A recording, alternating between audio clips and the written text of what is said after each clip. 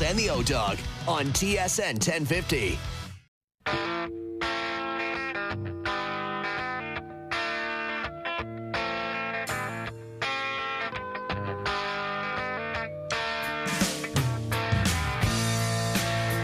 Welcome to OverDrive on a Thursday.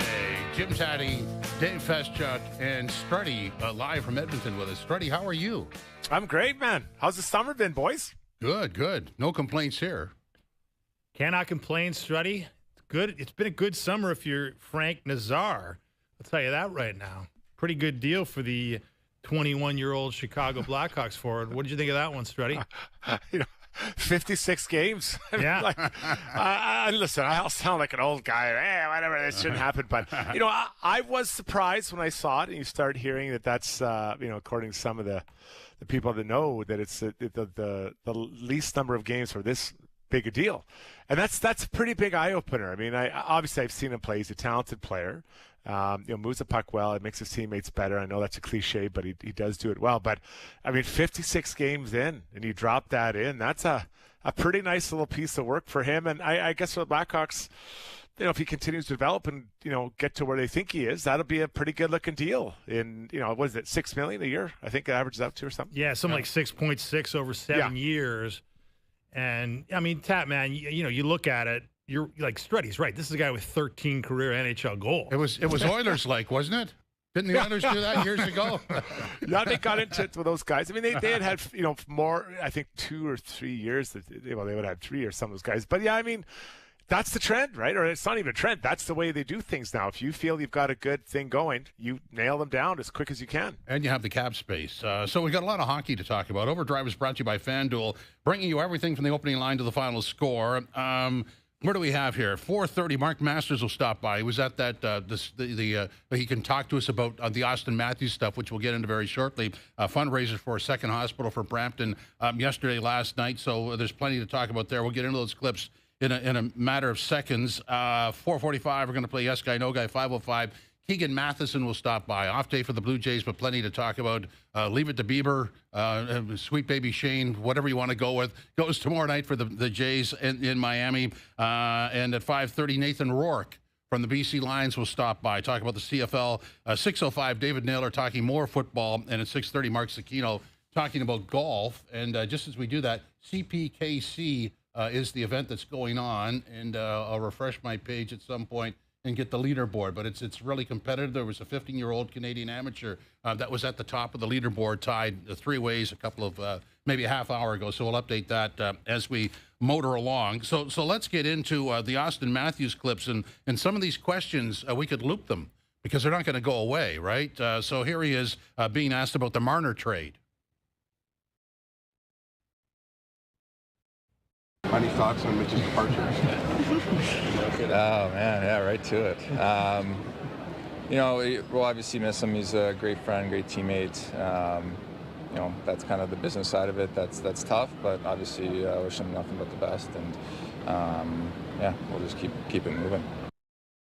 So, you could ask that question pretty well after every game, depending on what happens there, right?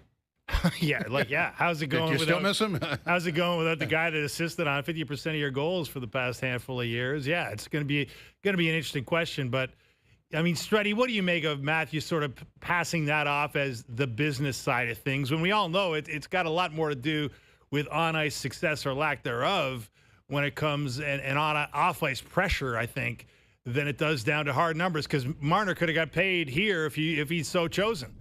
Yeah, the top players, their money's going to be the same everywhere they go. I actually give Matthews credit. He gets in there and he gave an answer, right? I'm guessing on the inside he's disappointed. You're not mad at your friend. You get it, because it could have been Matthews, right? At some point, this could have been Matthews leaving. I'm not suggesting he wants to leave, but that's the way it works. If things don't maybe go the way you want, or you're looking for a change for whatever reason, I think that you understand, but you're still disappointed.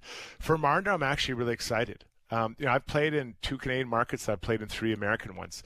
There's a difference. There's a big difference. Attention, focus, and that's good and bad, right? When you're rolling and playing well, there's no better place than to be in a Canadian city.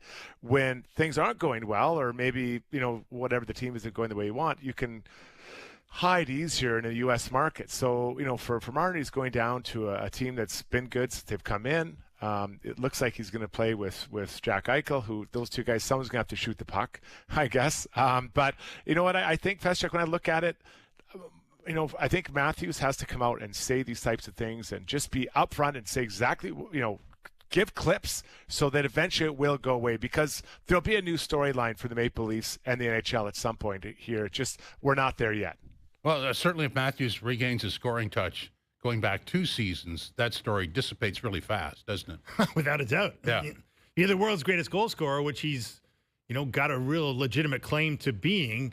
You got to score more goals than he did last year. And we all know it was health related. And he didn't give much of an answer when he was asked about his health, last night. But I guess we're going to find out when we watch him skate and watch him play very shortly how he's looking, because he didn't look like the Auston Matthews that we're used to for much of last year.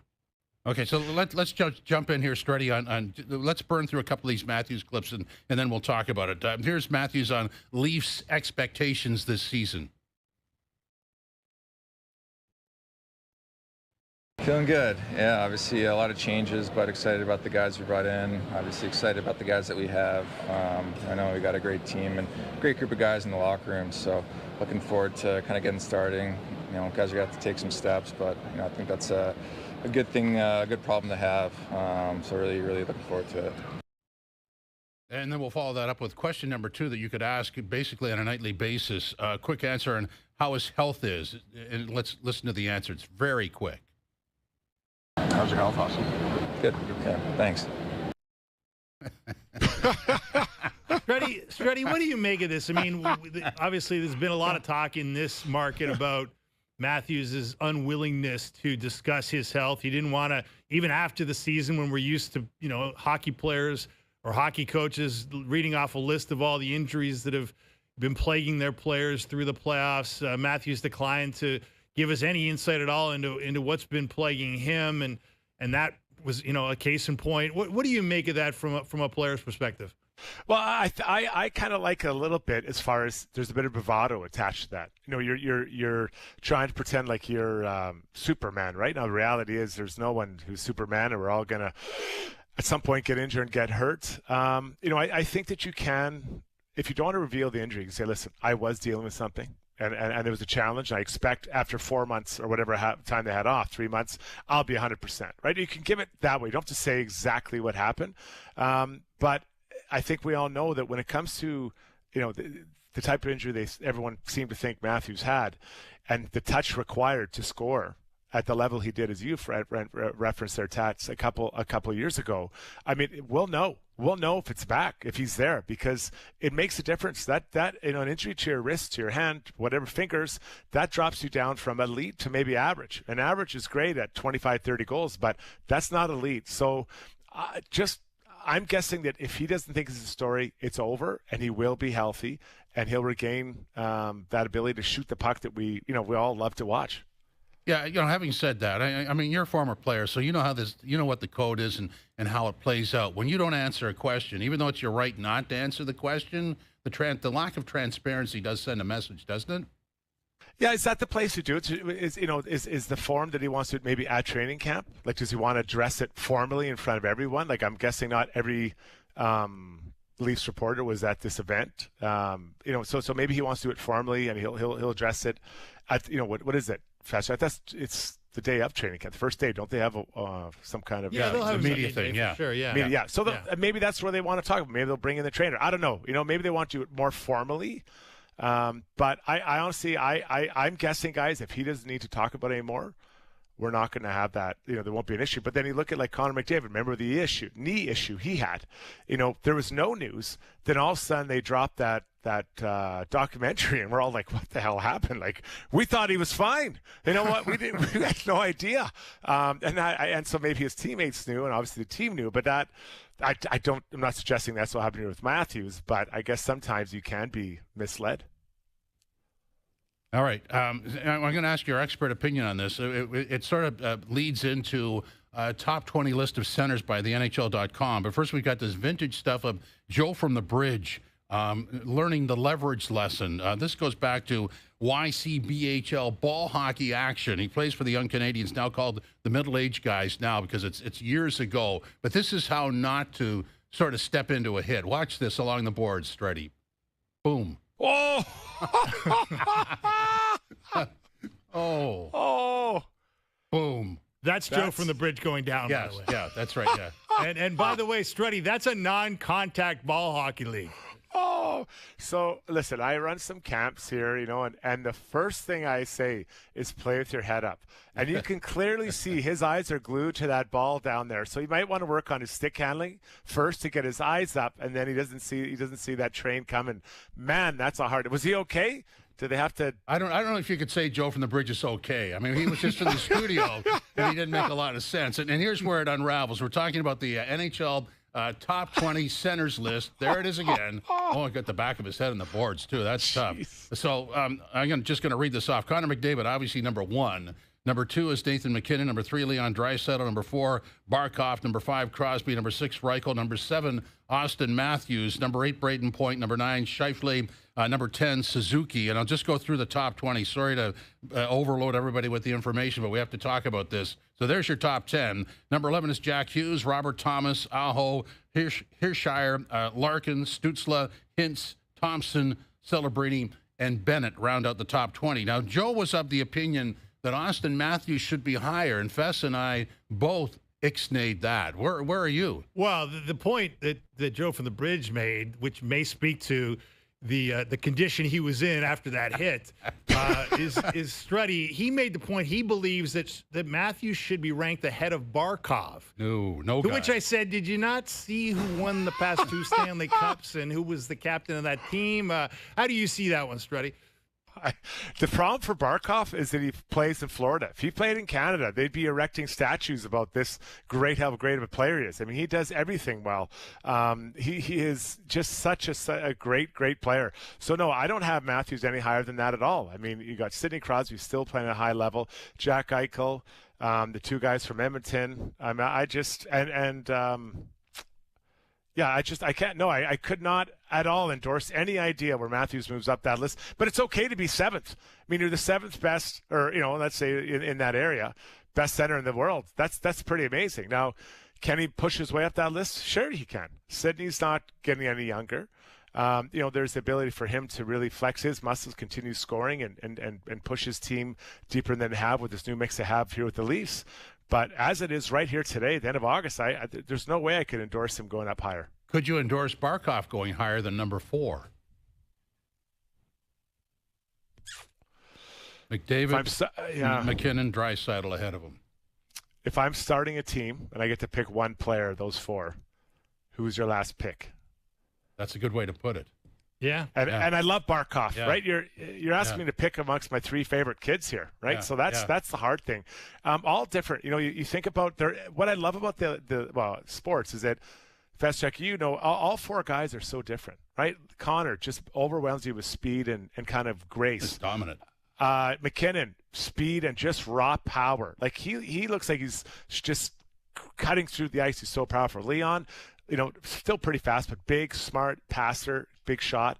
And then you got Barkov, who's just covers all areas of the ice, big and strong, still scores when he's shut down other teams' top players. I mean, they're all different. But Feshek, they're all great in their own way. And that's what I love about it.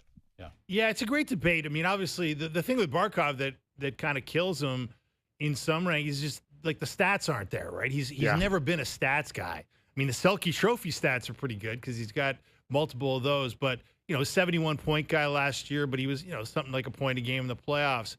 But, so it's hard to kind of put a measurement on the guy when you realize that he's a defense-first, tone setter. I mean, you heard Paul Maurice during the playoffs, guys, that when your captain and your number 1 center, thinks about defense before he thinks about anything, it sets a tone that kind of goes through the entire team. And I think that speaks to why this team has got the championship pedigree it does. Oh, for sure. And he can just, he can score. It's not like he doesn't score, but he just, he's like, like a younger Andrei Kopitar, right? Who's just covers so much ice and does so many things well. So as a coach, you're like, okay, we need something. Okay, open the door, get out there. And obviously your captain is going to be out there often at the front of that list. But I just like how he does so many different things so well at the same time. Like I think of Jonathan Toews was somewhat like that role for the Chicago Blackhawks, right? And then you had Kane beside him, who was, just Mr. Highlight Reel. And Toews had his moments, but I wouldn't say he was a massive point producer either. So, but all three of those guys, Kopitar, Barkov, and Toews, all are Stanley Cup winners multiple times. Yeah, I threw Datsuk in there as well. They're sort of, they're well-rounded players. They play really good defensive, high skill level offensively, and can play physically as well. Well, that said, Matt, you talk about Matthews having the opportunity to climb this list. I mean, I think at his best, he's probably been as high as number 2 on this list behind McDavid, right? And he's obviously been the MVP of the league. But when you got, you're coming off a 33-goal season, you got 4 goals in your most recent 18 playoff games. Those numbers are going to drop you in the rankings. I mean, it's just, you're a goal scorer by definition. You have to score more than he has scored.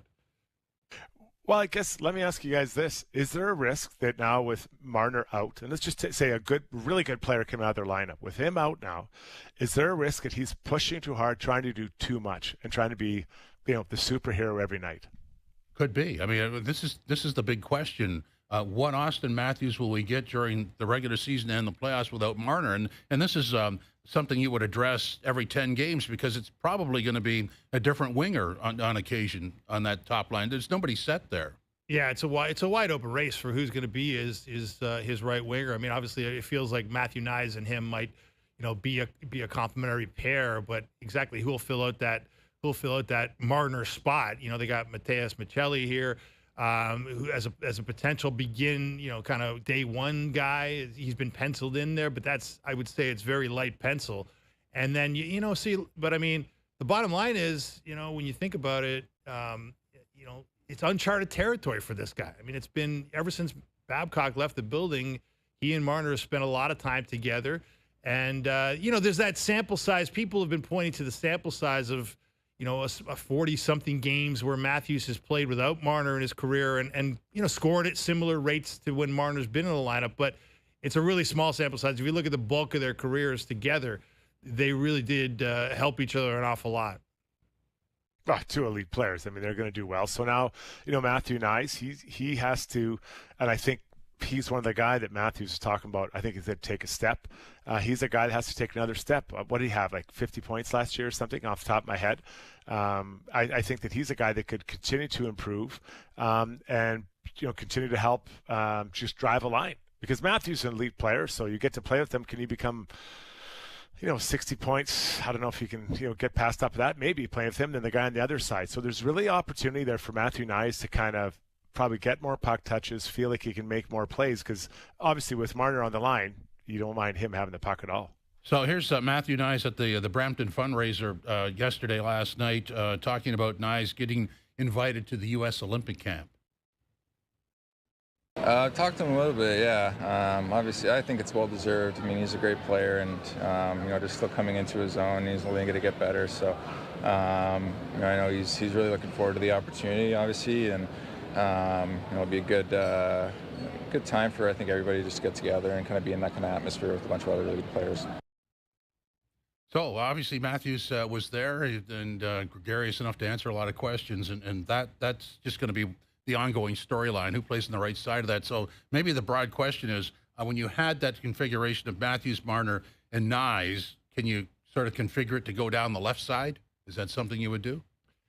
I don't know if you can do it that way, because Knies isn't really the facilitator that Marner was, right? Although, look, I mean, he's had, I guess he's got more assists than goals in his NHL career, 44 goals and 50 assists. So it's potentially possible that he can be more of a setup guy. And maybe you have to be, I don't know, Struddy, when you see it, I mean, sometimes you do the role that's necessary, right? And if Matthews needs more puck touches, his wingers have got to be the guys to facilitate that. Yeah, I hear you. I guess, is that what he's his best at? And when I think of Matthew Knies, I don't think of a guy who's, setting up someone else. I see Matthew Knies using his speed, his size, getting to that. He's got a good shot and making plays.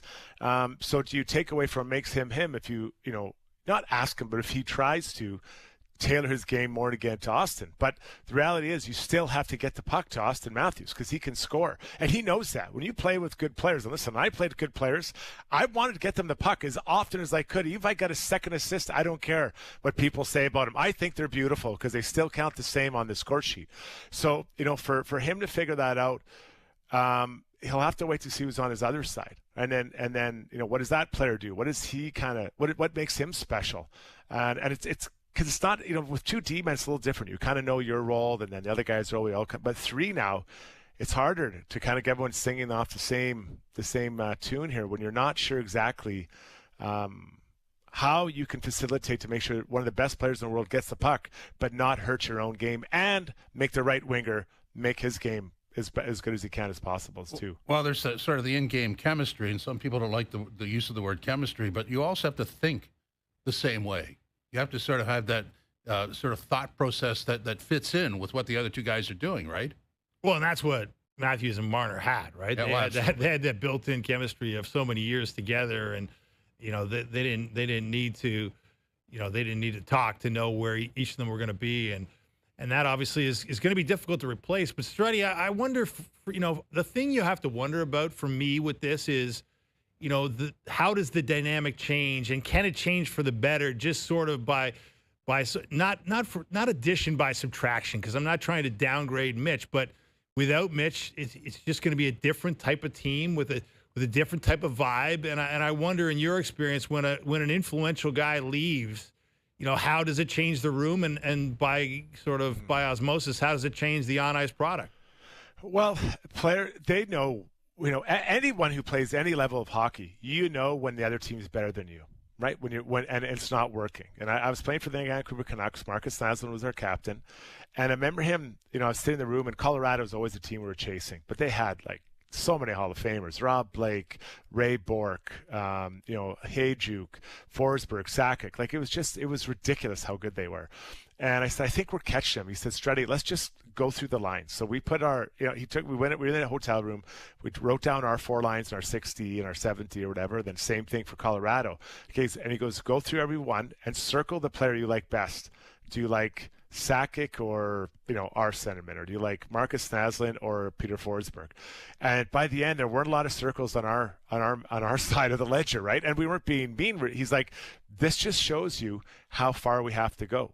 So, as Auston Matthews, really smart guy, obviously knows the game, so he understands that there has to be some adjustments here to try to compete with the teams that are not just in the league, but just in their own division. So, could they take a step back to go forward? Yeah, it may. And then there'll be a lot of pressure. Who's replacing Mitch Marner? Do you think you want that in your first day of training camp? Hey, how do you feel about replacing a guy who scored 100 points last year and has been, from here and beloved? So I think they might have to go a little bit backwards, but Craig Berube is probably looking to spread it around more and bring just that constant type of style that he wants to play that thinks will bring success while still unlocking guys' talents and their abilities. So a summer of lists. The Athletic did this list. It's about fan base comfort level with the front office. Obviously, Florida leads, Dallas, Carolina, Tampa Bay, and Montreal came in 5th on this list. Edmonton came in 21st and Toronto 24th. I'm kind of intrigued by that because although Edmonton did it in the proper order, there's president, GM, coach. The Leafs did it sort of backhanded, but all those 3 people have been replaced in a short period of time. The people that you want to blame for failure, and not much failure in Edmonton, but they're not there anymore. So I guess the question for you, Struddy, is what's the comfort level with the Edmonton front office? Well, the new guy came in, Stan Bowman, at a time that I think it really – the offer sheets really affected this team of Dylan Holloway and Broberg. Those 2 things really affect them. Now, they'd already signed Skinner and others, not Skinner the goalie, Skinner the player, and that affected their ability to get the deals done. And maybe the guys didn't ever want to sign a deal with the Oilers. I'm not sure. I got the feeling Holloway did. I think Broberg was looking for more opportunity. But those are 2 guys that are in their early to mid-20s that are both fast. You developed them, you drafted them, did all that stuff, and now they're gone. So Bowman now has to come in here, and he has to find some younger players to replace guys that are getting older.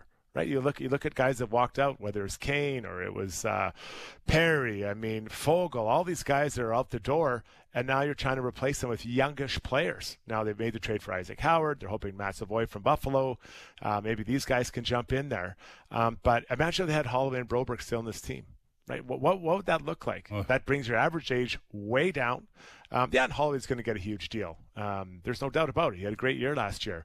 So I think that's where Stan Bowman now. You know, I don't know what effect he would have had on, or if he did have an effect on it. But so I think a lot of fans are jittery about that. I know I look at that and say, okay, well, how's that going to work out? Because you got to replace guys. You haven't had a lot of draft picks. Who's coming in? There's going to be that 25, 26-year-old players that can impact and play with Connor Leon, you know, hopefully for the rest of their careers.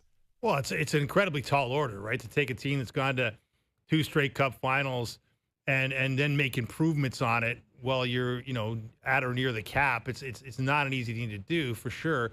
But I'm wondering, Struddy, I mean, the fans clearly do not have a lot of belief in the front office's ability to do it, judging by this athletic poll at least. But I think the main factor that matters to me is, how does Connor McDavid feel in his confidence that this front office can actually take him where he wants to get, which of course is to a spot where he can be having his day with the Stanley Cup and getting fitted for a Stanley Cup ring. I mean, we haven't heard about a McDavid signing yet. We have heard him say that he'd be happy to stay there if he believes, you know, this team can be a Cup contender on down the line. What's your most recent read on the state of affairs on that front?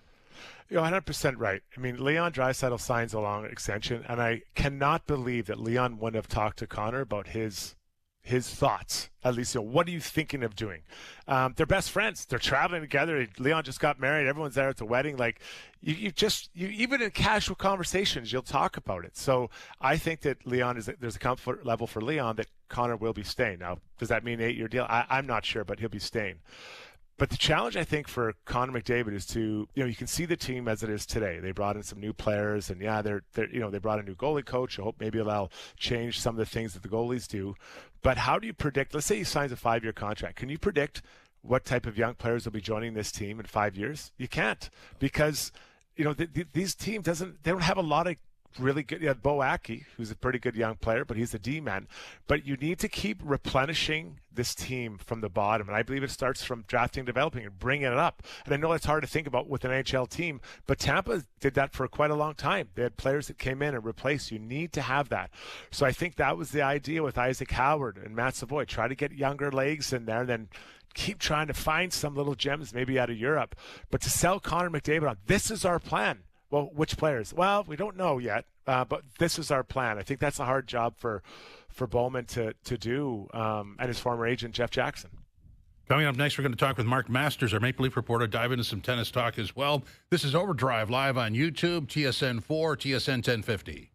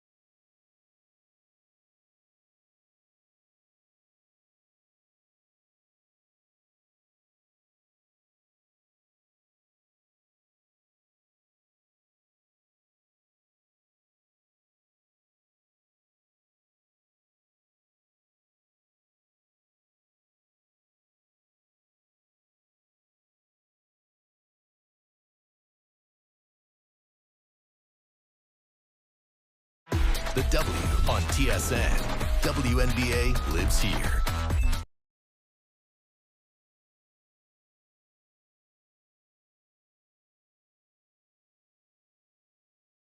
Now, back to Overdrive with Hayes, Noodles, and the O-Dog.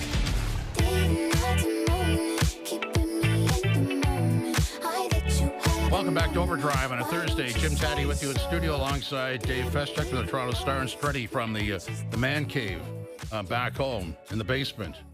They slipped the food tray in yet, Struddy? Yeah, I get 3 meals a day. It's pretty nice. Okay, good. Just and the facilities, everything, the plumbing's okay, good. Everything's working. Tight. All right, let's bring in Mark Masters now, our Maple Leaf reporter. He's going to talk about some tennis as well. Who, when asked, if he was ready to go on, uttered the phrase "yes, guy." Mark, how are you today? I am doing great. It's a beautiful day, and happy to talk to you guys. Is there an over-under on who wears maybe 2 T-shirts for Leaf reporters? One is, how are you feeling? And second, do you miss Miss Marner? I mean, if you had people with those T-shirts, you wouldn't have to ask the question. Yeah. Yeah, I haven't seen any Miss Marner T-shirts yet. Yeah, it will be fascinating to see kind of the response when he does come back to town. I'm going to miss him. He was an interesting guy to cover, that's for sure. Certainly to watch him play, one of the most talented players I've ever had a chance to cover on a day-to-day basis. And then obviously, I know, sometimes he was a little uncomfortable with the media, but, I find when he wanted to be, he was really engaging. So I'm going to miss him. So obviously, Mark, that's going to be kind of the recurring theme with Matthews. We saw him ranked number 7 by the NHL Network in the top centers in the NHL, and we all know that he's been as high as probably number 2 on that list at various times in his career. But the health thing is the kind of the elephant in the room, right? And he chose not to address it again last night in any real way, other than to say he feels good. I guess we'll see it in real time soon enough, watching him skate at training camp. But what do you make of that question, and how it's going to loom over his season? Yeah, I mean, it's the big question, right? If he's healthy, he's right at the top of the league in terms of centers. Obviously, McDavid, McKinnon, Draisaitl, obviously he can be part of that group if he's healthy, which he wasn't last year. But, he doesn't like to talk about his health. Fair enough. He was a one-word answer last night at the Hockey Night in Brampton. Just good. So, I mean, we'll see what he looks like at training camp. But that will be the big question for him, because if he's healthy, changes a lot of things for this Maple Leafs team. And with Marner leaving, they're really going to need him to be healthy and carry the load. Masters, I asked the guys this question, and I want the same question to you. Know him as you do, and you follow him every day. Is there a chance that maybe Auston puts so much pressure on himself to be everything, especially early in the year, that it could, just trying to do too much might affect his game? Well, the question last year was, did he play through the injury when he should not have? Right? Like, it happened in training camp last year. He missed a game, and we're just kind of wondering, he's okay. They downplayed it, and then it turned out to be much more serious than anyone initially thought. Obviously, last year it was his first season as captain, and it felt like he maybe was maybe that on his mind. We don't know. Nobody knows. But he played through it. Wasn't as effective, and eventually needed time off on a couple of occasions. So only he knows, how he kind of deals with that pressure. Certainly in the media, he's always been kind of a cool customer. It's never looked like, there's been times, obviously, he's been short with the media. He was certainly all smiles yesterday, but, that's a good question. Only he really knows how much pressure he's putting on himself and whether that got to him at all last year with the injury he was dealing with.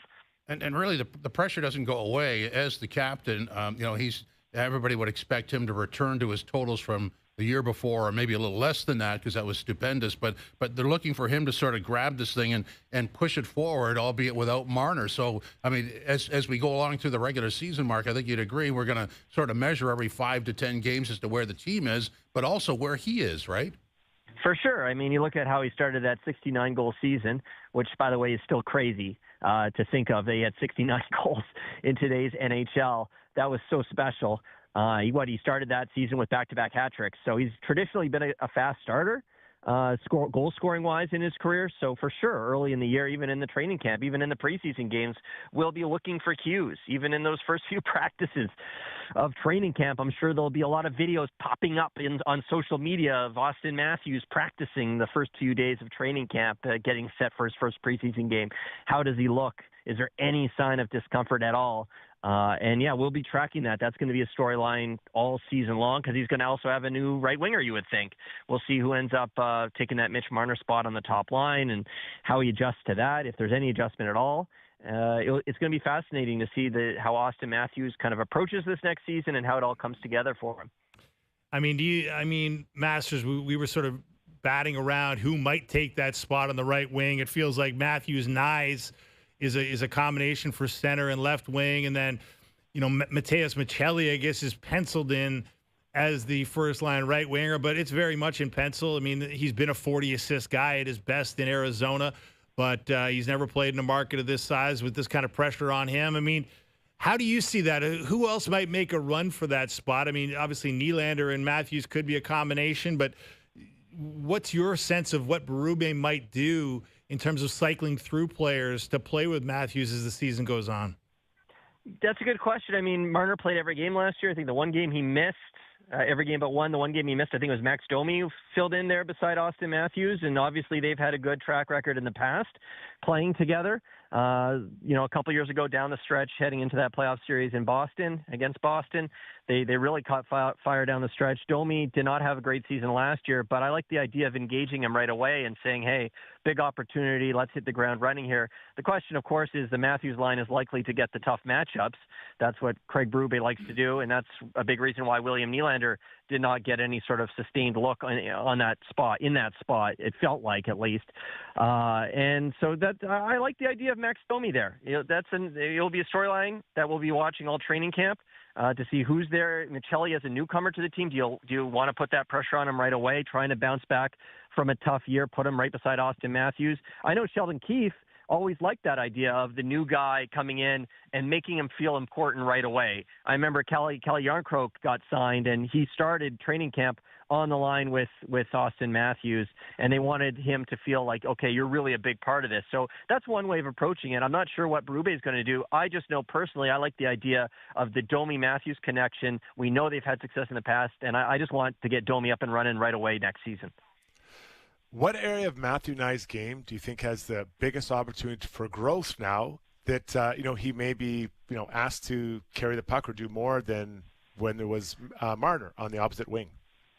Well, I know when he signed his extension, he said the area he was focusing on was skating better. I think everyone says that to a degree. They want to get faster. He's a big guy. If he can add a little bit more speed, he was already, it felt like, surprising a lot of guys with his speed last season and just the burst that he had. I'll never forget one of the best goals of the season was that buzzer beater in Pittsburgh, where just the face-off in his own zone, and he just bursts through and beats Erik Karlsson and stops the clock with 0.1 seconds left. So I find him already to be pretty fast for a big guy, but if he can add an extra step, I'm sure that would be helpful. And I just think he's still a young guy. He's just figuring out, even every game, every season, what he can do with that frame. It feels like a unique for the Leafs for sure, and in the league. I know he kind of models himself a bit on Brady Tkachuk, and those Tkachuk brothers are pretty unique. So I think maybe physically he can amp it up even more, more consistently in that regard. And I think speed, if he adds a little bit more, I mean, this package is already pretty incredible. If he can do that, watch out. I mean, obviously, Mark, they've done a nice job filling in the lower ranks. The defense was good. The goaltending was good. And cap space is now somewhat limited. Do you see them adding anything else before camp opens? I don't think so. I mean, if anything, it looks like they maybe have to make a move out. If they were to move someone out, they could make a couple, one change, maybe two changes. I don't think anything huge is coming down the pipe. We'll see. But it's possible. They've brought in a lot of guys. I'm looking forward to training camp. I think there's going to be some good competition there, whether it's for the spot on the top line, down the lineup, who fits in where. How's Bobby McMahon going to come into camp? Remember, he started last year as a healthy scratch. He didn't have a very good training camp, so I'm sure he'll be motivated coming into a contract year to get off to a good start and maybe earn a spot in that top six. because obviously he went on a huge drought down the stretch last year into the playoffs, and in his first Stanley Cup playoff experience, he did not perform particularly well. So lots of good storylines going into training camp this year. A lot of guys who should be really motivated. Easton Cowan is another guy we'll be watching. He was asked at development camp about Marner moving on. Marner's been a mentor to him, and he said, yeah, he moves on. It's tough, but opportunity there for a bunch of guys. So should be an interesting training camp. So, Masters, we'd be remiss without asking you a little bit of tennis stuff with the U.S. Open on the horizon. The big story, of course, Vicky Mboko. She won the big National Bank Open in Montreal. She is the rising star of the moment in the sport. And the good news is she's the top-seeded Canadian coming into the U.S. Open at number 22. Bad news is she draws a two-time Grand Slam champion in Barbara Krejcikova. What do you make of that matchup? Yeah, it's a tough first-round matchup, I would think. I was looking back at Bianca Andreescu's draw when she, back in 2019, had won in Toronto and then parlayed that momentum into a U.S. Open championship. And that was also, just like in Mboko, her first U.S. Open main draw. So she was a rookie coming in, and she actually drew a player in the first round who was younger than her. So she had even more experience. And I thought that was a good draw to kind of ease her way in there. But, yeah, facing a veteran, a two-time slam champ, won Wimbledon last year, hasn't had a ton of success since then, but we'll give you nothing for free. And yeah, that's going to be tricky, because if you look at it, if Mboko is going to stub her toe, you'd think a big issue would be the inexperience. It did not seem to affect her in Montreal. It did not seem to affect her really all season long. Maybe a bit in that second round loss in Wimbledon against Haley Baptiste, perhaps. But she really hasn't had that issue. But this will be a tricky for sure. And after that, the draw does open up. You never want to look too far ahead, but her third round opponent, the first seed she faced, Emma Navarro, who made the semifinals last year at the U.S. Open, number 10 seed, but hasn't had a great season to date, really not in great form coming in, and will have a lot of pressure to back up that semifinal result last year. So I think the draw opens up well, but this will be a tricky opener for Mboko as she gets set. It's kind of crazy when you think about it. You haven't even played the U.S. Open before. She arrives as a seeded player and Canada's top singles player. What a story. Fabulous. Mark, thanks very much. Really appreciate it. My pleasure. Anytime. Mark Masters, our Maple Leaf reporter and tennis guru as well, getting us set for the U.S. Open, and that's the sure sign that summer is concluding. Yeah. U.S. Open. Yeah, that is pretty much, you're right. That's the sign, man. Those late-night matches in the waning days of summer out at Flushing Meadow. But this Vicky Mboko story, man, it's pretty incredible. This 18-year-old from Burlington, and hey, she beat, 3 Grand Slam champions to win the National Bank Open. What's another one to start off her run at the U.S. Open? Speaking of young Canadian talent, so we're at the LPGA, the KPKC tournament going on at Mississauga. Aphrodite Deng, an amateur Canadian, 15 years old, has a share of the lead, 5 under after the first round. Kang from the U.S. is also 5 under. And Lopez out of Mexico is also 5 under. So maybe another great weekend for a young Canadian. Yeah, pretty incredible story. I mean, Aphrodite Deng, she born in Calgary. She grew up most of her young life in the States, actually. She was a figure skater for a while. But, yeah, she became the first Canadian to win the U.S. Junior earlier this summer, fellas. And now to see her, it's one thing to win a junior tournament, and she's won a bunch of those, but to see her among the world's best players, and pretty much all the best players are at this tournament out at Mississauga Golf and Country Club, to see her doing that today was pretty special. Coming up next, going to play Yes Guy, No Guy. Later on, Keegan Matheson at 5:05. At 5:30, Nathan Rourke, BC Lions quarterback, as OverDrive continues live on TSN 1050, TSN 4, and live on YouTube.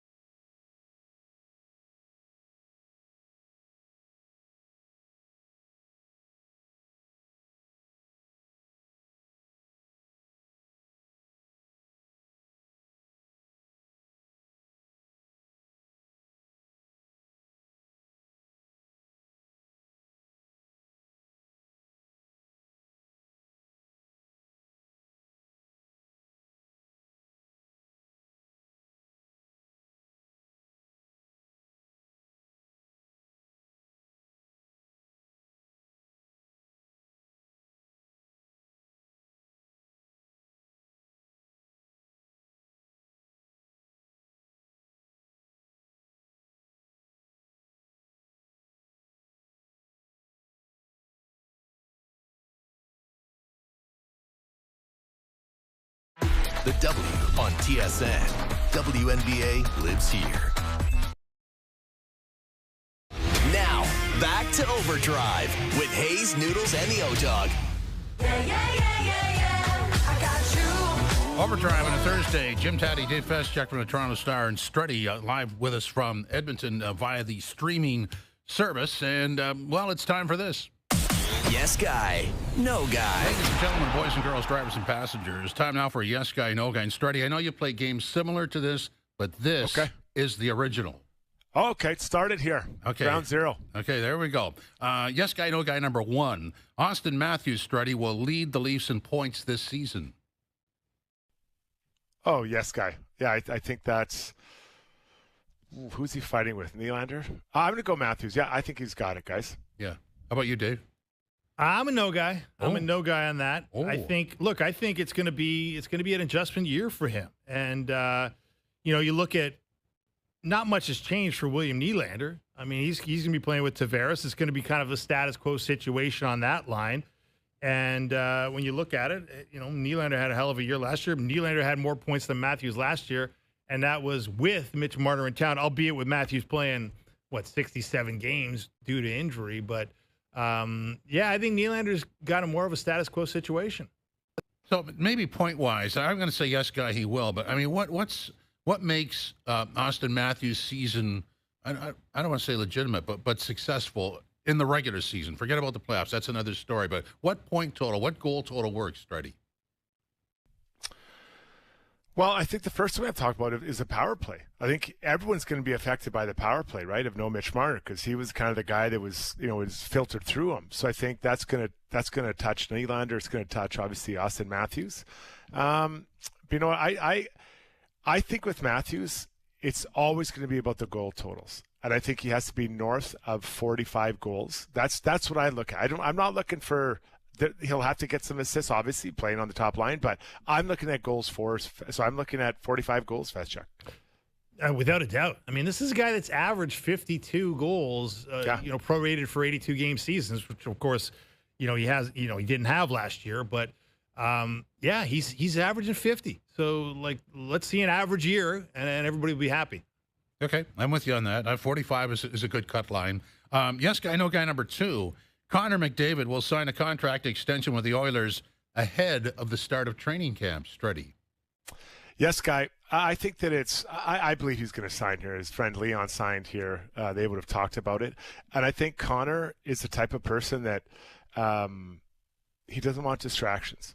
So there'll be an announcement sometime the next 2-3 weeks. They'll wait for him to come back to Edmonton instead of doing it, over online in his kitchen. I think he'll be here. They'll have a big talk. Everyone will say how great it is, and he'll say, "Okay, I'm here. We're now focused on winning Stanley Cup this year. Distractions done." I'm a yes guy too, but because I think everything Struddy said is dead on. But Struddy, I'm interested in this question: yes guy, no guy. That contract extension is more than 4 years. Ooh, interesting choice of number. I'm going to say yes, guy. I think, I think it'll be longer than 4 years. I think that, again, I'll go back to it. I think that stability, I think he understands that stability matters for the team, understanding where his number's at for the whole group and for the salary cap situation, but also for himself. Let's just say he signs a 2-year deal. So that means they'd have him sign for 3 more seasons. Those questions will continue, right? Are you not? Is he here? Is he not? I think that with him on your team, you're trying to win every year, trying to put the best team you can together. So I'm going to say yes. I think it's going to be 5 years. What do you think, Feschuk? Yeah, look, we had MJ on here near the end of the season, and he sort of broached the idea that, hey, if McDavid does, pulls a bit of a LeBron, who's famous for having short-term deals, and says, hey, give me a 2-year deal, and I'll keep this management group on watch and make sure that they are giving me the best chance to win my Stanley Cup. Otherwise, I'm going to have to think about moving elsewhere. That would be really intriguing to me. Oh, yeah. And I understand it. I get where that's coming from. But, why wouldn't you try to win when you have LeBron or Connor McDavid? I don't really understand that logic. Maybe the other people have suggestions or examples of players that have been misused by teams Well, when maybe they're they can't win, Strutty. Maybe that's the thing. Like if he can't win here, maybe he's got to go somewhere else. But then where is that? I think that's a hard game to play too, right? We're going to go here. Are they going to win? Like, are the Hawks going to win by the next 3 years with McDavid? No guy. Plenty to think about. OverDrive continues. TSN 4, TSN 1050 and live on YouTube.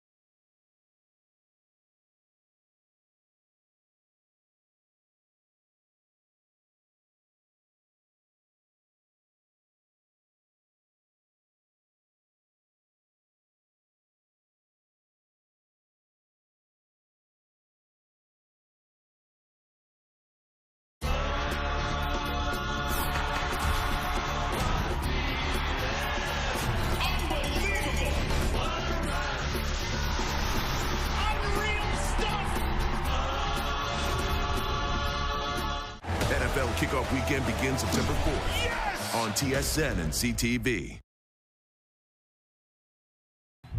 This is OverDrive with Hayes, Noodles, and the O-Dog on TSN 1050.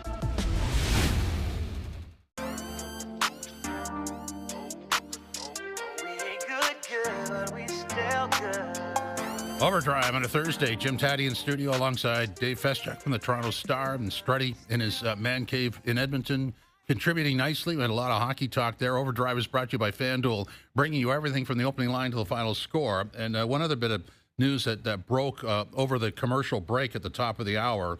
This comes from London, Ontario. The Crown elects not to appeal the acquittals in the London hockey trial. So that's the end of that case. That is over. Thank God. I think we've had just about enough of that case, and we can all move on. Yep. I mean, that's it. Well, I guess the next big thing for that is, how does the NHL handle them, right? And the NHL and the union. There's a dispute, obviously, which started pretty much right away. What happens? Are teams interested and are willing to sign these players?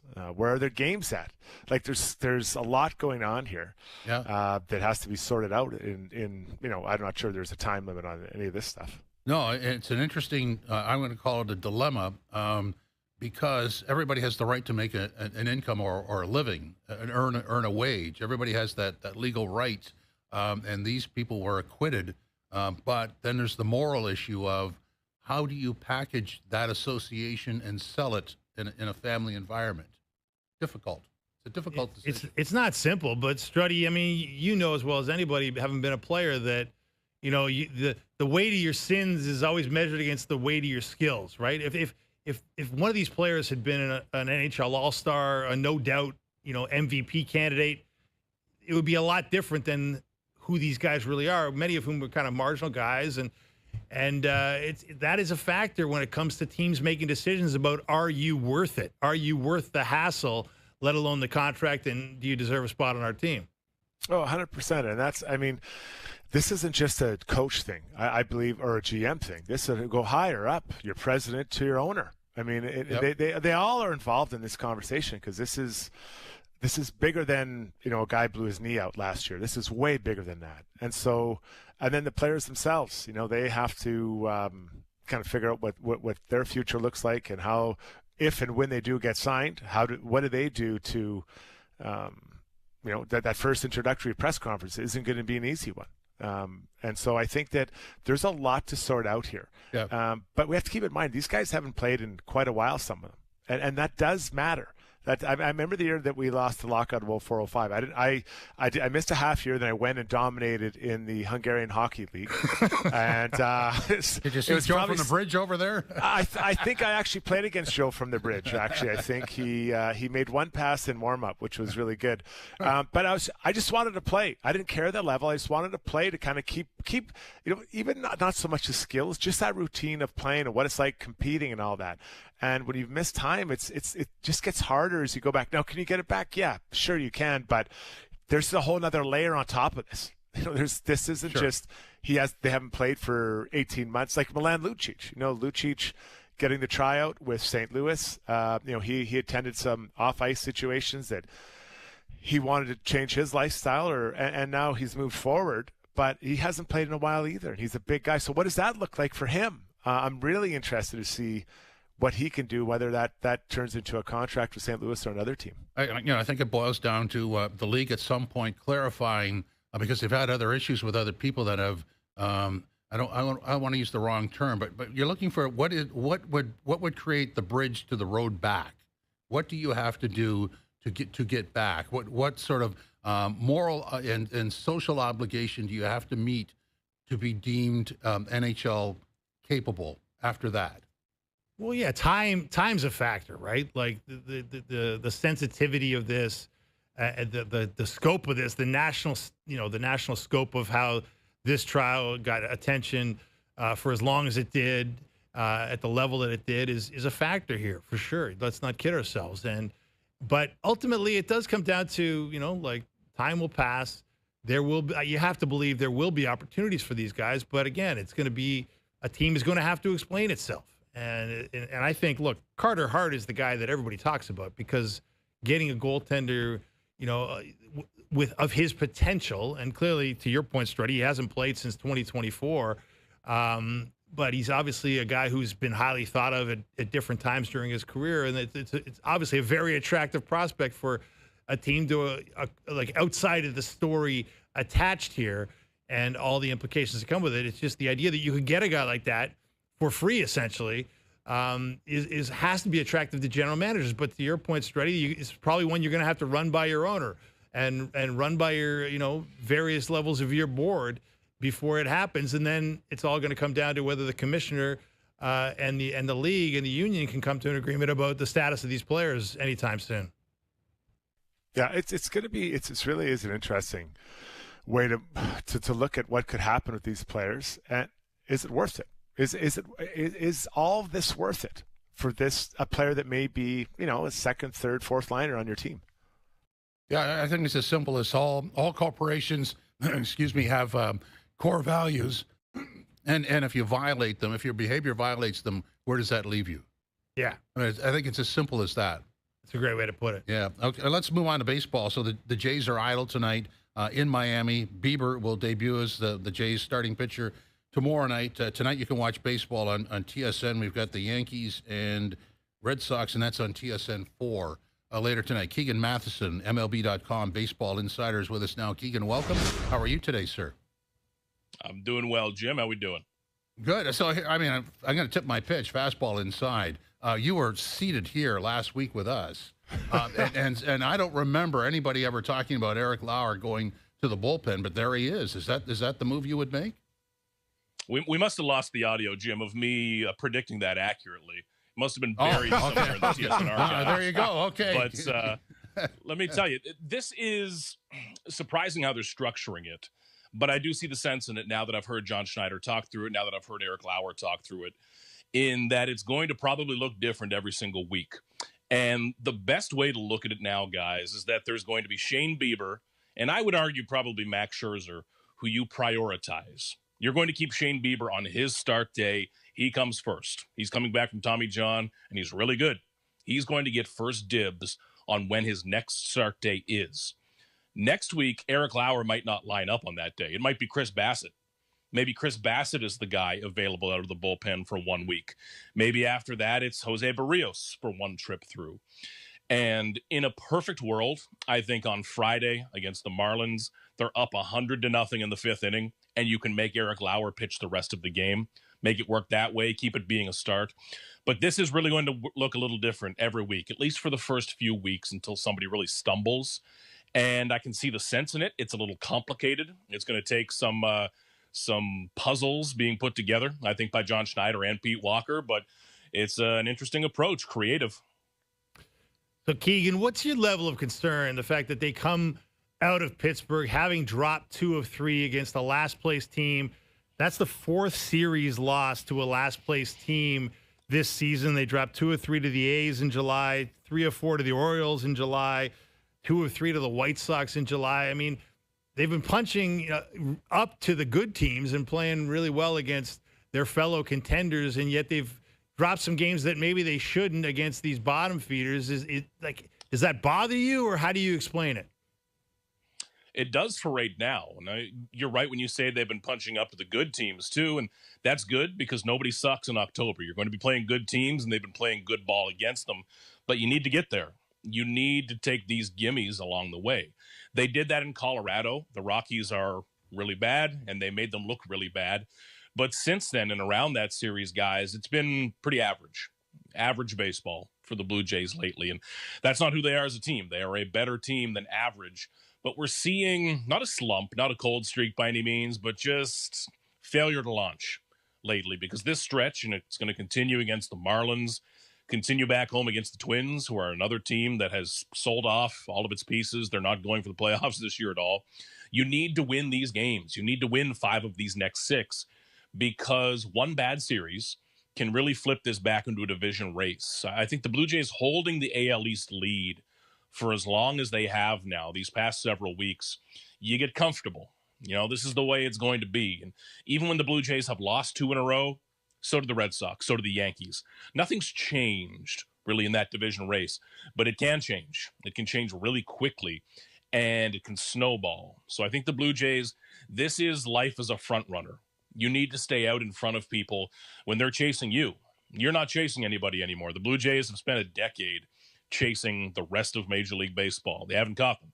Now they're the team out in front, and it's hard to be out in front because you have nothing to chase now other than your own lead, and that's a little different than having the Yankees, the Red Sox out ahead of you. They need to get this kind of, it's not off track, but back on the track they were on.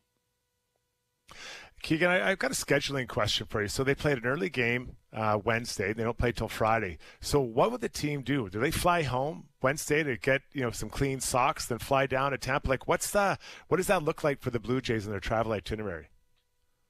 Off night in Miami, which I think would have been well received from the players. I guess that turns into 2 off nights in Miami, which, look out. Maybe you have a little fun with off night number 1. That would be my strategy. Big night, night 1 in Miami, maybe a round of golf, and you calm down for night 2 and have a smoothie or 2. But the Blue Jays, they typically don't go back to Toronto, so they'd stay on the road right into Miami. And a lot of guys live local-ish in Florida as well, either for tax reasons or lifestyle reasons. But a lot of guys have properties down there. I'd assume a few of them would jump over to those. I bet you a lot of guys are on the golf course right now or just got off of it with a day off. Those guys like to look for a reason. But, yeah, a day and a half off in Miami after playing 120 baseball games with a few bucks in your pocket, probably not the worst thing. So let's go back to what you were saying about sort of maintaining where they are. Everybody's chasing them as opposed to the way they were in the past number of years. What has to happen to keep them there? Like, what do they have to absolutely not have happen? They've lost their identity a little bit in these last few games, and I don't mean that to be big and dramatic, but the Blue Jays are a great defensive team. We've seen that lose them for the last 5-6 days. They've made some uncharacteristic errors. They've gotten away from who they are as a baseball team. And that's going to happen to anybody. I mean, the Dodgers just lost to the Rockies. It's going to happen. But they need to get back to why they were winning. And that's a confidence thing that I think this Blue Jays team does have. They're not surprised by winning. There are teams who go on these streaks and it's kind of, whoa, how's this happening? Like, let's keep this luck rolling. The Blue Jays believe, and I think they're right, that they're winning because they're really good. And they're winning because they are consciously being a creative offense that pitches really well and fields the ball really, really well. They just got to get back to that. This team is good enough. They're in first place for a reason, but some sloppy defense lately. The base running hasn't quite been there. A couple of tough starts as well, honestly, from the starting rotation, which is full of veterans. And you have not seen that big offensive outburst recently against a good team or a mid-range team. So I think they're close. I feel like I'm doing my best John Schneider impression. I think they're close. I promise they're close, but it's just an identity issue for the Blue Jays right now. Not losing it by any means. They're just 1 inch off to the side. They just need to get back onto that path. I think they're right there, but this is the first time in a couple of months we've seen them just struggle a little bit to get that momentum rolling, because before it was all momentum. Through June, July, the most momentum in Major League Baseball. Then we saw the Brewers do that as well, and they fell off a little bit. They've just got to get it back.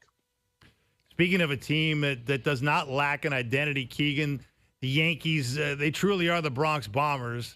I mean, leading the major leagues in home runs by a considerable margin, just reeled off 14 home runs in 2 games against the Rays down in their spring training facility of all places.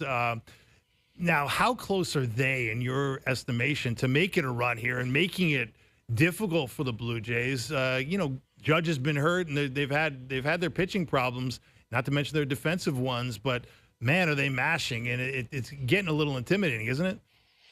Yeah, they've got a lot of problems, but they do one thing damn well: they hit home runs. And when you do that, you can go on a hot streak just like this. And if you get into a postseason series and you're the Yankees, that's the beauty of home runs. You can do 5 things wrong, but if you hit a couple of home runs, you win, and I'm writing a story about home runs. You forget about the errors.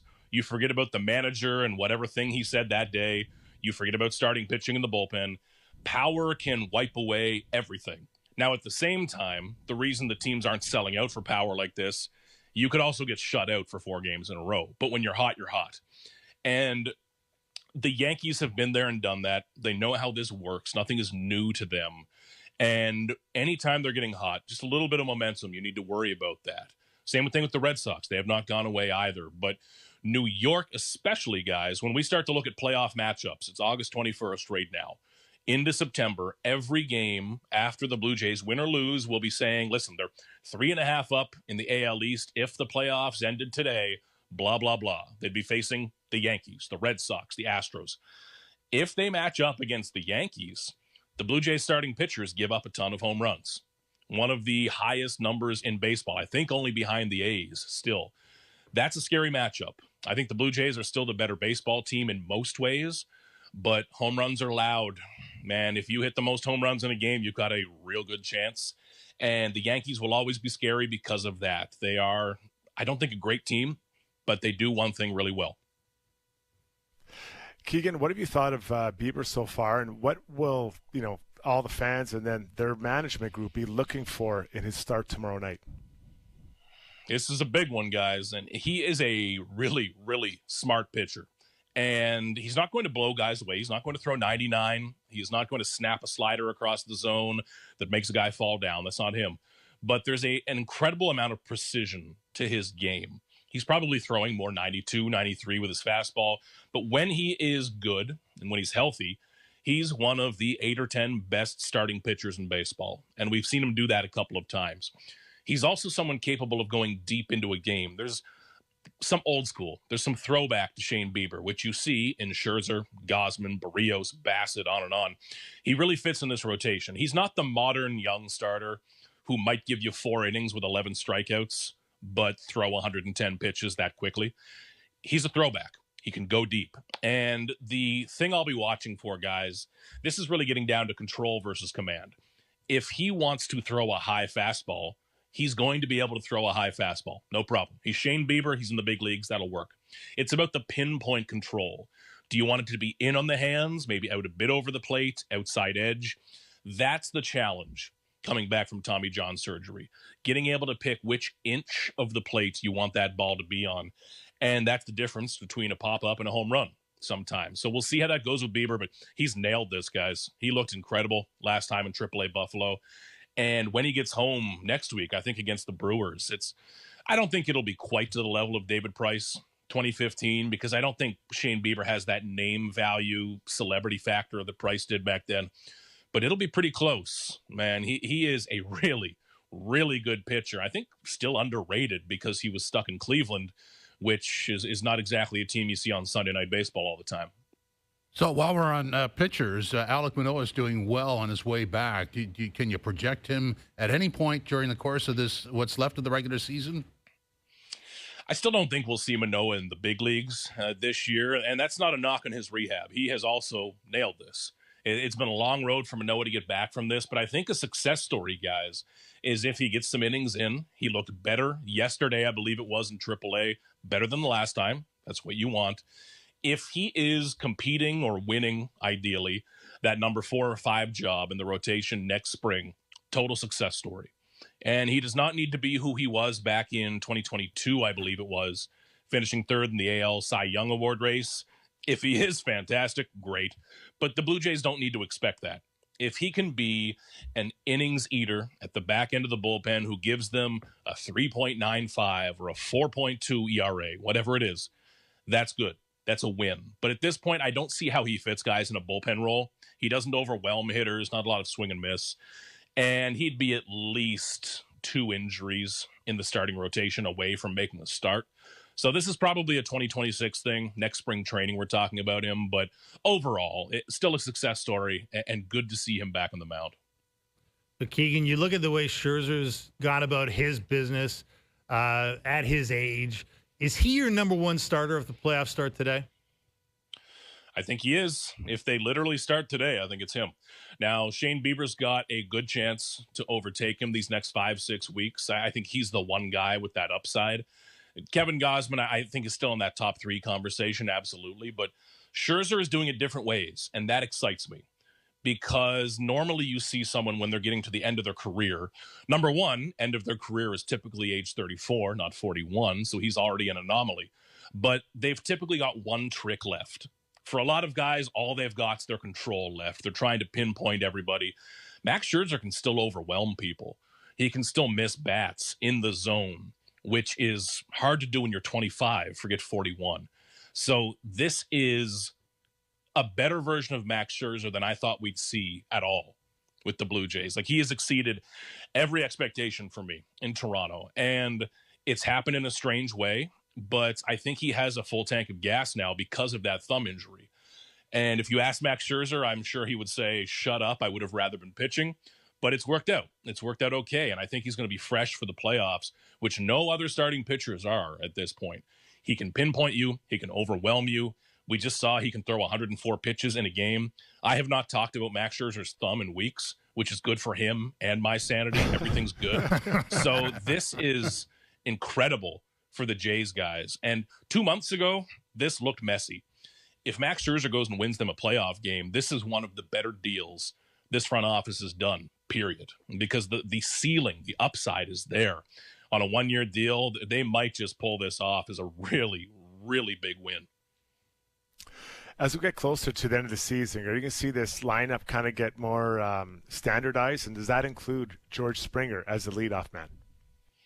I think so, guys. I didn't think I would see George as the leadoff man again, but this has been the season of surprises and being wrong about stuff. But he looks very comfortable there. And he is one of those all-time classic leadoff guys. He just dipped for the last year and a half in Toronto, 2024 and much of 23.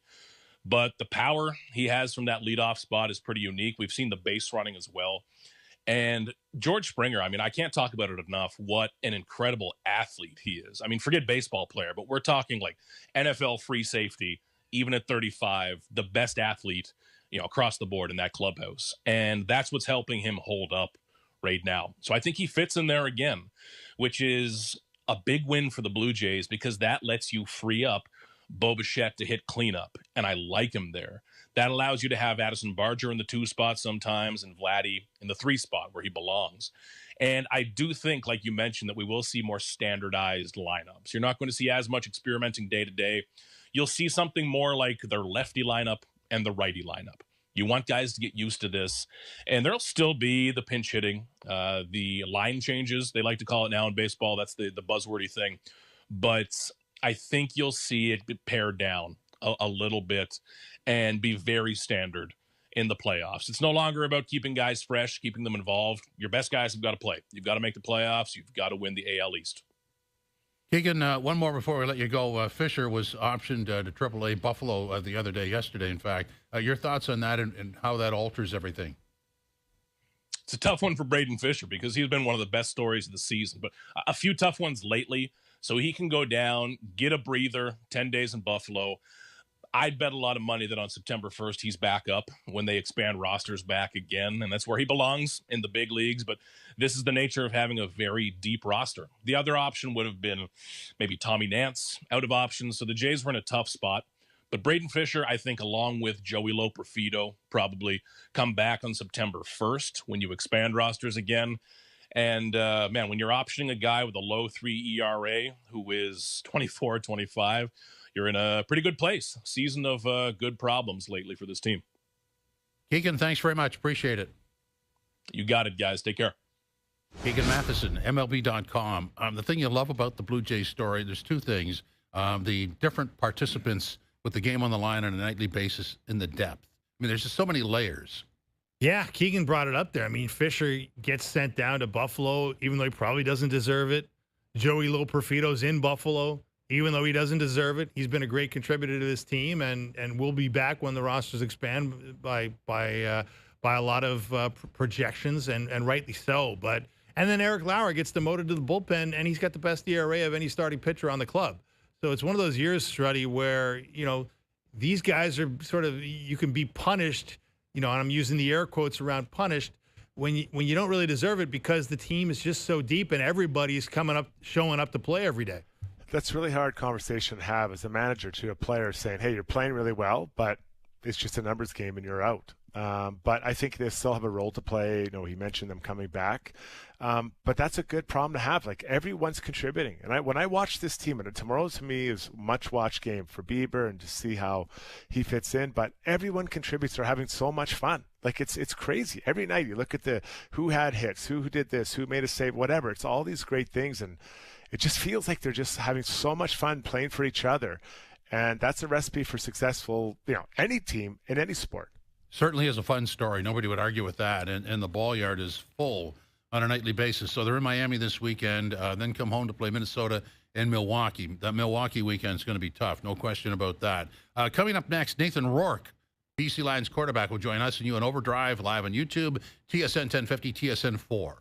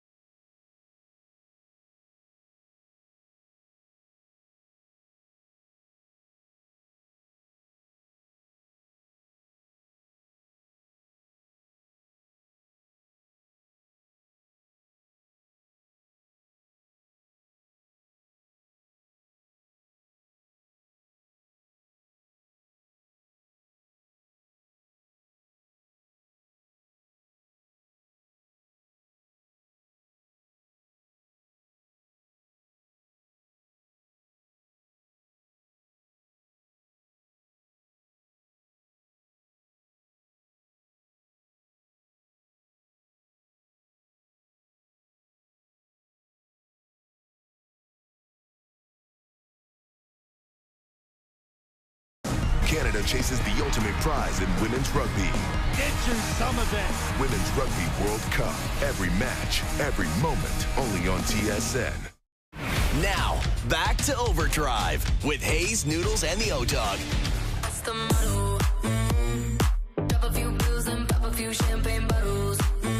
OverDrive on a Thursday. Jim Taddy and Dave Feschek from the Toronto Star in studio. Strutty is with us online from Edmonton. And I just want to thank Keegan Matheson, who was with us in the the previous segment, joining us in the Maple Toyota hotline. Drive the built-in Canada, fuel-efficient, fun-to-drive Toyota RAV4 gas or hybrid models available. Visit mapletoyota.com. CFL action tonight. Winnipeg in Montreal. You can watch that on TSN 1, 3, or 5. We've got NFL action as well. The Patriots against the Giants and TSN 2. Tomorrow night, CFL football, Edmonton in Ottawa, Saturday afternoon on TSN and CTV as well. The BC Lions at 5 and 5, visiting the Toronto Argonauts at 2 and 8. And we're pleased to have with us now from the BC Lions, Nathan Rourke, the quarterback. Nathan, welcome. How are you? I'm doing well. Thanks for having me. Our pleasure to have you. I mean, this year for you, I guess calm, I'm happy. I mean, settled as opposed to last year when you sort of jumped in as the season was in progress. So what are your thoughts on that contrast? Yeah, I mean, I'm feeling good. Obviously, you know, there's always something to improve on. You know, we're at 500 right now, and you know, we still see that we still feel like there's a lot for this team to grow. So we're expecting to continue to build on what we did last week and the week before that, and hopefully continue to you know, make steps to where we want to go eventually at the end of the year. So Nathan, you came back from that oblique injury, and you've been lights out ever since. Keon Hatcher's been a guy who's you've been targeting an awful lot. He's leading the CFL in receiving yards. What's it been like kind of developing the chemistry with Keon this season? Yeah, I mean, he's a tremendous player.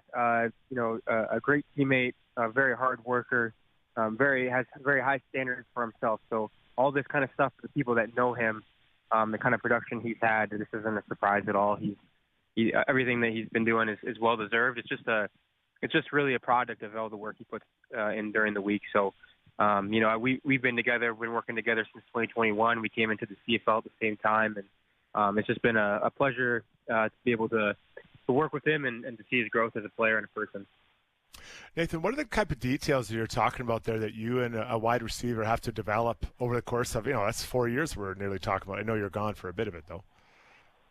Yeah, I mean, you just learn their body language, right? How they see certain things, right? You talk it out. You know, you're able to you know, figure out how you see, you know, different looks and how you see different routes, the timing of things. I think that's the biggest thing is, you know, we've got, you know, 5 of our starting receivers. They all run routes just a little bit different, right? So learning their strides and learning, you know, how when they're going to be coming out of a break and talking to them about hots and slight adjusts and all that kind of stuff, you know, that kind of thing. And I just trust Hatch. I trust the way he sees the game. He's very high football IQ, and so you know, we're on the same page more often than not, and I trust where he's going to be. So, also obviously last week as well, you know, with you know his targets, you know, he was 11 for 11, and so you trust his hands as well. That he's going to come down for you, even if the ball's not exactly where it needs to be. So that's comforting as a quarterback. So Nathan, you're at 5 and 5. Second half of the season is already launched. How would you describe the 5 and 5, and where do you see this thing going in the second half? Yeah, I mean, I think there's been a lot of highs, a lot of lows, right? You know, I think we've shown at times, you know, that we can be a very, very good football team. We just haven't, you know, put it together necessarily at times during games. You know, had some tough times, you know, with some injuries early in the year, you know, that reflected poorly on the win-loss. But ultimately, you know, we got to figure out ways offensively to, you know, to minimize the amount of penalties and turnovers, things that we can control, right? And, you know, I think we've shown throughout the year the majority of the time, you know, we're stopping us rather than the defense. So if we can, you know, minimize the mistakes and minimize the self-sabotage, I think, you know, we'll be in a good place. Hey, Nathan, for Canadian fans, it's been a lot of fun talking about Canadian quarterbacks having success at the pro level. You and your brother obviously have been a big conversation over the past few years. And now we've been talking about this young man who's come out of the Wilfrid Laurier University, the MVP of the Canadian University ranks last year in Taylor Elgersma, who's down challenging for a top 3 spot with the Green Bay Packers. I was wondering, like, have you crossed paths with Taylor over the years, and what do you make of the way he's turned heads at Packers camp?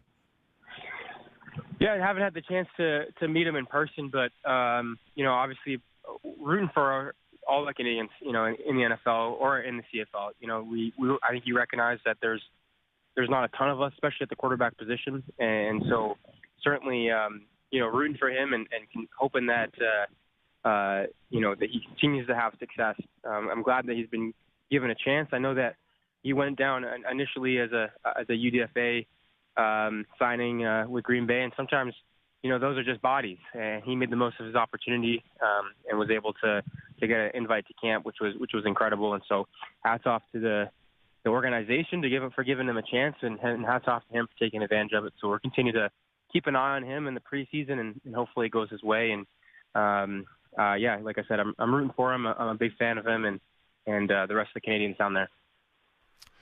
Nathan, are there any challenges when you're coming to play a team, and the Argos are had a struggling season so far, and just maybe the prep, a risk of looking past them, or maybe not, maybe as sharp as you should be, or your team should be heading into the game Saturday? Yeah, I think you always run the risk there, but I think ultimately, like when you watch the film on these guys, like they don't really show as their record does. We know that they're playing hard. They have some very good players, very experienced players on that defense. Obviously winning the Grey Cup last year, right? There's a lot of players who have won, and so they've been in a lot of tight games, a lot of plays that could have impacted their record a lot more. So we're trying not to put a lot of stake into that, because we know that they're a better team than that. And in this league, in the CFL, anybody can beat anybody on any given day. And so it's important for us to be able to make sure that we're coming out with the right attitude and making sure that we play our best football, because that's what's going to take against a team like Toronto. I want to go back to your NFL experience. I mean, obviously things always move forward, but when you look back on that experience, what did you learn, and maybe about yourself and also about football? What was that like? Yeah, I think you ultimately you learn a lot about football, right? You learn a lot about that NFL perspective, right? A lot more of maybe the protections, or just different languages that people are talking about the game has always been interesting. And I think being in different buildings and watching how other starting quarterbacks in the league, the Trevor Lawrences, the Daniel Jones, the Kirk Cousins of the world, how they're able to, how they lead, what their process is like. Just picking up things like that has been very impactful to me. And I think there's things that you can look at that, whether you agree with them or not, you're able to apply them in a way or not apply them. You're able to build your own type of leadership, own type of process of preparation throughout the week. There's little things you can take from anybody. So I'm appreciative to that process and the fact that I was able to go through it and learn a lot. But I'm so glad to be here back in BC in the CFL, which is an opportunity I'm very grateful to be back in a league that I truly love. I mean, when you look at the success you've had and your brother, and now we get Elgersma down there making a run. I mean, what does that say about the state of Canadian quarterbacking, Nathan? Are we seeing something that is the beginning of a trend where Canada can produce players at a position it hasn't traditionally produced them, or what do you make of it? Yeah, I'm optimistic, as I think anyone should be. I think I think like my brother and I, we were Canadians who went down, and went and played in the NCAA, and I think that's certainly one aspect of it, to be able to have recruiters in the States go up north of the border and be able to bring in, players, especially quarterbacks. I think for a long time that's happened for other positions maybe, because you can't necessarily teach athleticism or size or anything like that. So for them to go and get quarterbacks, I think is certainly a good sign. But I think we're taking this step further with someone like Taylor, who's played U Sports, he didn't play down the American game. And for them to see that, that type of player can translate to the NFL game if just given the chance, I think is a great testament to not only, U Sports in general, but to the players that, they're producing. So I think it's a great sign for Canadian football, and hopefully, players like him and players like my brother are able to, continue to pave that way with their performance on the field, and hopefully that'll just take care of itself. And for the next player coming up, then that won't be given a second thought.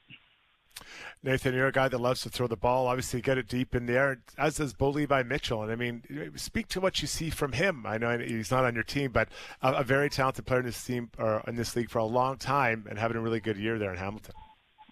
Yeah, a lot of respect for Bo. I think he's a great guy. Kind of been able to take some time to talk to him, take his brain a little bit in the years past. So I got a lot of respect for him, a lot of respect for his game. Obviously, in the CFL, with all the games, I guess all the few teams that you do have in the CFL, you're able to kind of watch everybody and see what they're doing. And he's having an incredible year. He's got a great arsenal of weapons there in Hamilton, and he's doing a great job spreading the ball around. And I think I think it's just a real treat to be able to watch I think there's a lot of great talent in the CFL, and I just feel like, just like I said, with the NFL, there's things that you can pick up from each person. And I think Bo's got great poise. He's got great feet. I love his style of play. He plays with a controlled type of aggression where he's aggressive, but he's not sloppy. And I think he has shown that he's still playing at a very, very high level, which is amazing. He's been doing it for such a long time. So you admire his longevity as well. So I want to take you back to when you were sort of forming your game. I mean, obviously there was a void of Canadian quarterbacks even in the CFL when you were a kid. So what sort of inspired you? Yeah, I've always been a football fan. I was a fan of the NFL growing up. I was a big Green Bay Packers fan, I never really was told exactly, like I was never told no. I was always people were always very supportive. Coaches, family. Of my dreams and my aspirations to play professionally, I had the work ethic to back it up, right? So, it's always been something I've wanted to do, and I'm incredibly grateful for the opportunity to do it for a living now. And what's it been like playing for a coach in Buck Pierce, Nathan, who got a hell of a resume as a quarterback in his past, and certainly has won his share of Grey Cups? Yeah, Buck's been great to work with. Just very, very impressed with just his process, and it's been great working with him. I think that we've got a lot of trust in each other, and I think he's just been great for the program. I think that the organization is lucky to have someone like him. I think he's just the players really gravitate towards him because of his joy for the game. He comes to work every day with a smile, and he's got a lot of passion for the game, and really it's just been fun to learn from someone like that with that type of mentality. So I just take it day by day, knowing that I'm going to be learning something new, and been appreciative of the ride so far. And it's been a good ride so far. Nathan, thanks very much. Really appreciate your time. Yeah, of course. Thanks, guys. Nathan Rourke, quarterback for the BC Lions, who are in Toronto on Saturday, 3 o'clock, TSN, CTV, visiting the Argonauts. Tonight, we have Winnipeg in Montreal. Tomorrow night, Edmonton and Ottawa. And the game that finishes off the weekend, Saskatchewan at 8-1, visiting the Stampeders at 6-3. Could that be a Western Final preview? Tell you what, these Lions are heating up, man. Since Rourke got back from injury, what are they? They're 5-5, but they're 4-2 since he came back from the oblique, and he's just lighting it up. He really is. Him and that Keon Hatcher are the biggest 1-2 punch in the league these past few weeks, and don't sleep on the Lions would be the answer to that question. Yeah, the Argos can't afford to sleep on anything. They got to get going. They are asleep. Yeah. Long year. Tough, a lot of turnover. That's what happens. Coming up next, going to revisit Yes Guy, No Guy as we continue here on OverDrive, TSN 4, TSN 1050, and live on YouTube.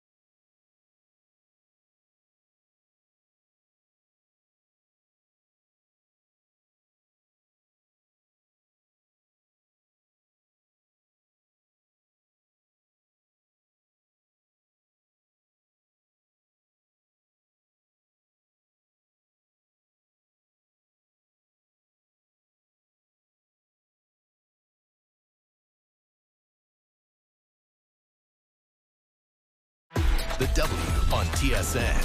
WNBA lives here. Now, back to Overdrive with Hayes, Noodles, and the O-Dog. Overdrive, final segment of hour number 2. TSN 4, we move to TSN 2 at the top of the hour. Coming up in hour number 3, David Naylor, CFL NFL insider, Mark Sakino, TSN golf analyst, and, of course, Golf Talk Canada. Jim Taddy and Dave Feschuk here, Struddy with us, and time now for... Yes Guy, No Guy. Ladies and gentlemen, boys and girls, drivers and passengers, time now for Yes Guy, No Guy, take 2. So here we go, and I'm going to throw this up because this has personal implications. Yes Guy, No Guy, the Packers will finish with a better record than the Detroit Lions this season. Oh, Doogie threw that one in there to give you a little shot. That man. Yeah. You're Lions. Now, I don't want to say yes guy. I don't want to say yes guy. But you will. But I might have to say yes guy because I'm concerned about your Lions when you lose both your coordinators. That's tough. It's difficult, man. Especially that, the Ben Johnson, the vaunted Ben Johnson, the guru. I mean, that scares me. I don't know how you feel about it. I'm not happy about it. Same division, right? Yeah. Yeah, not good. How do you see it, Struddy? But yeah, I'm just saying no, guy. Listen, last year the Lions ran into some pretty big injury issues. Obviously, was it Aiden Hutchinson or whatever? Yeah. And I think that Campbell sets a tone for that organization. So I think you find a way to continue to move forward. They're a good team. So I'd rest. I'm a Giants fan. I'm hoping we lose. So the Lions are a team I'm actually looking at, trying to cheer for them, kind of as a second or third team, I guess. Tats. So, Struddy, let me throw this at you. When you're playing on a team, the main parts of the operation, meaning the general manager and the coach, stay, but one of the assistants leaves, or maybe 2 of them. Can you recall a scene where 2 assistants left and it was catastrophic? I can't think off the top of my head. I mean, like every coach has a responsibility, right? Generally speaking, the head coach in hockey kind of sets the tone, and then he may be involved in one part or the other. But there's a coach that's in charge of the penalty kill and the power play, and maybe the D-man or something like that. Where I think football, it's even more specialized than that. It really breaks down again from there. So you get a pretty intimate relationship with that assistant coach who helps set the tone, whether you're an offense or a quarterback or a wide receiver or whatever, offensive line. So I think it runs deeper in football than it would in hockey because the head coach does come in more often. But I mean, you got to love what Campbell's done there with that team and the way that he kind of gets them motivated and playing.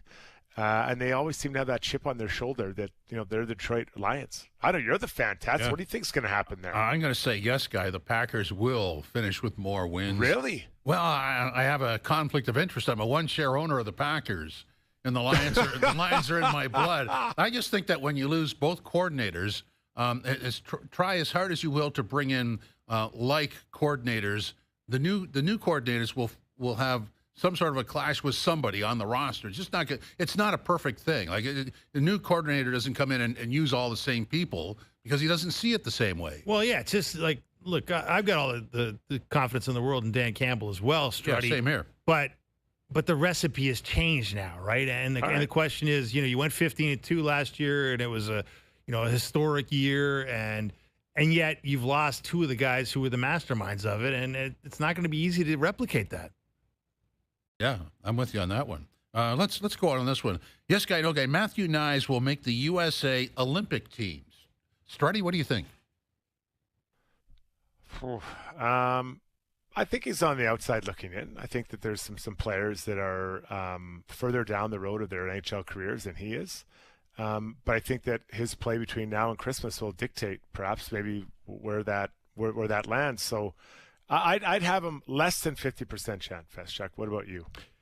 I'm going to give it a yes guy. I think this guy is just he's breaking out, right? He's becoming the power forward that I'm not sure there's many teams on the planet, let alone the U.S. national team, that can afford not to have a guy who is that big, that strong, and has that kind of touch around the net. And I just don't know coaches that don't want a guy that can score from in tight like he can and be the physical presence that he can. And I just feel like he's gonna leapfrog whoever beat him out on the Four Nations team, and maybe he wasn't really even in consideration there, but I just feel like he's going to leapfrog enough guys to get there. Yeah. Leapfrog to Kreider, maybe? Could be, yeah. I'm going to say yes, guy, to that. Let's go back to the Matthews clip from Hockey Night in Brampton last night on Knies getting the invite to the U.S. Olympic camp. Talked to him a little bit, yeah. Obviously, I think it's well-deserved. I mean, he's a great player and, just still coming into his own. He's only going to get better. So, I know he's really looking forward to the opportunity, obviously, and, it'll be a good time for, I think, everybody just to get together and kind of be in that kind of atmosphere with a bunch of other really good players. Okay, so, obviously, if Knies was to have the season he had last year, if he could improve that much again, where are we? Well, yeah, then it's a no-brainer. I mean, and to your point, Strady, like Kreider's 34 years old, Knies is 22. I mean, it'll probably come down to a coach's preference. Do you want the veteran guy or do you want the young up-and-comer? But, to your point, Tatman, if he has a sort of a first half, before the selection is made that kind of is undeniable, it seems to me like, he's going to be on that team. One of the questions as we close off the hour that I'm going to pose to you guys in the next hour, when we're talking about with the Lions and how they sort of reconfigure things, different recipe, I mean, that's really where the Leafs are without Marner. I mean, we keep talking about Michelli maybe being on that line, and but really the whole team has to be different, right? I mean, you got depth in the bottom six, maybe too many guys, but it has to play differently, doesn't it? Well, that's what Brad Treliving is trying to tell us, that they want to change the DNA, and easier said than done when you got a lot of the same pieces. Yeah, we'll explore that next as OverDrive continues.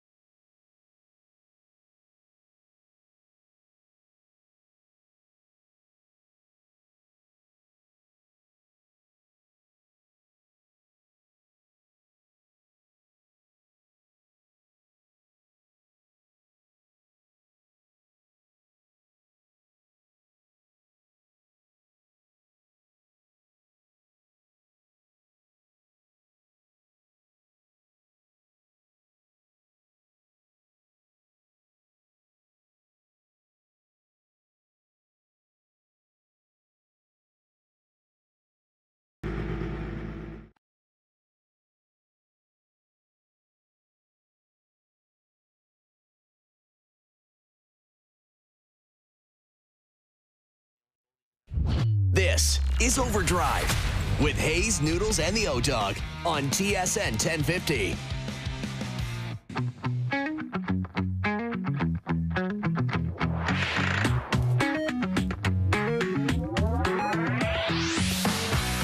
OverDrive on a Thursday. Jim Taddy, Dave Feschuk from the Toronto Star in studio. Struddy's with us on location, I guess a remote location. Well, maybe it's not that remote for Struddy. It seems to be his regular spot.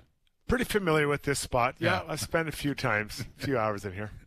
Coming up very shortly, Dave Naylor, NFL CFL insider. So I just want to revisit, and by the way, welcome to everybody watching on TSN 2.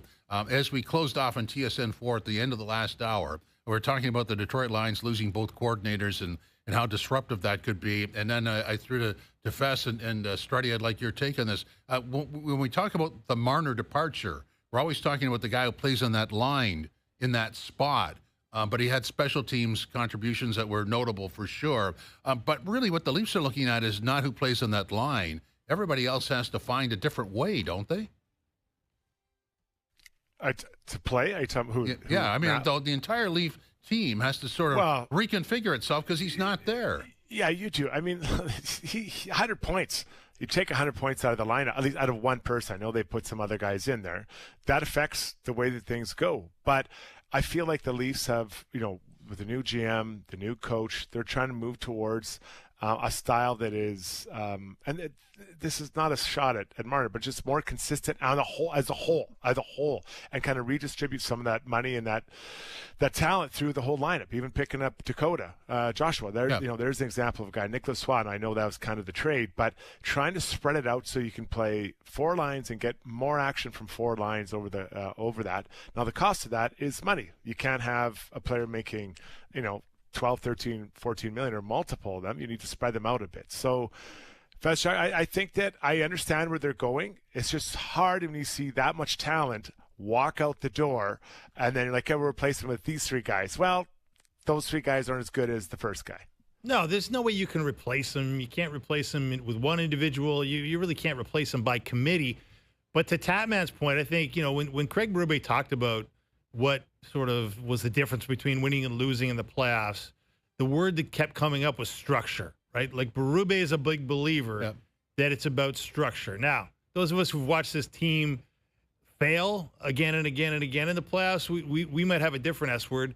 We might be talking about scoring and the fact that they got 4 goals in their final 4 playoff games combined, right? And that, which is a theme that is reoccurred in many playoff failures for the Maple Leafs over the years. But maybe those two things go hand in hand. Like if you're playing the proper structure, maybe that builds in offense. If you play the right defense, that can create the kind of offensive opportunities you're going to need to win. But let's face it here, they're searching. That's another S word. They are searching for it, and they don't exactly know where to find it because history tells us as much. Well, and maybe to start it erases a default, as you say, 100 points leaves. So they're not there. So you can't say, well, we'll get the scoring from this position because they're gone. So you have to find another way. Yeah, everyone's got to do it, and I look at some teams when you have that scoring from the third and fourth line, or at least more, even just time in the offensive zone. Look at this what could be the third line with Waugh, and maybe I think I'd have to go to Joshua in there, and can that line bring energy and wear down and some, for sure, Dakota being physical and wearing down teams the way you play, and then that sets a table for later in the game for someone else through the line to score their goal. I still think, guys, and you don't want to hear this, but I think that their D, I think they need to take someone out and put someone in that has a little bit more puck moving ability. I don't think they have enough of that. They have 6 guys that are very capable NHL players, but I don't see that puck mover that gets up the ice with the puck or passes it up the ice and can work the blue line. They're NHL defensemen, that's for sure. But I think that's one mix that when we're talking about getting out of your zone quick, getting up the ice and transitioning quick, that starts with a good pass from a D-man.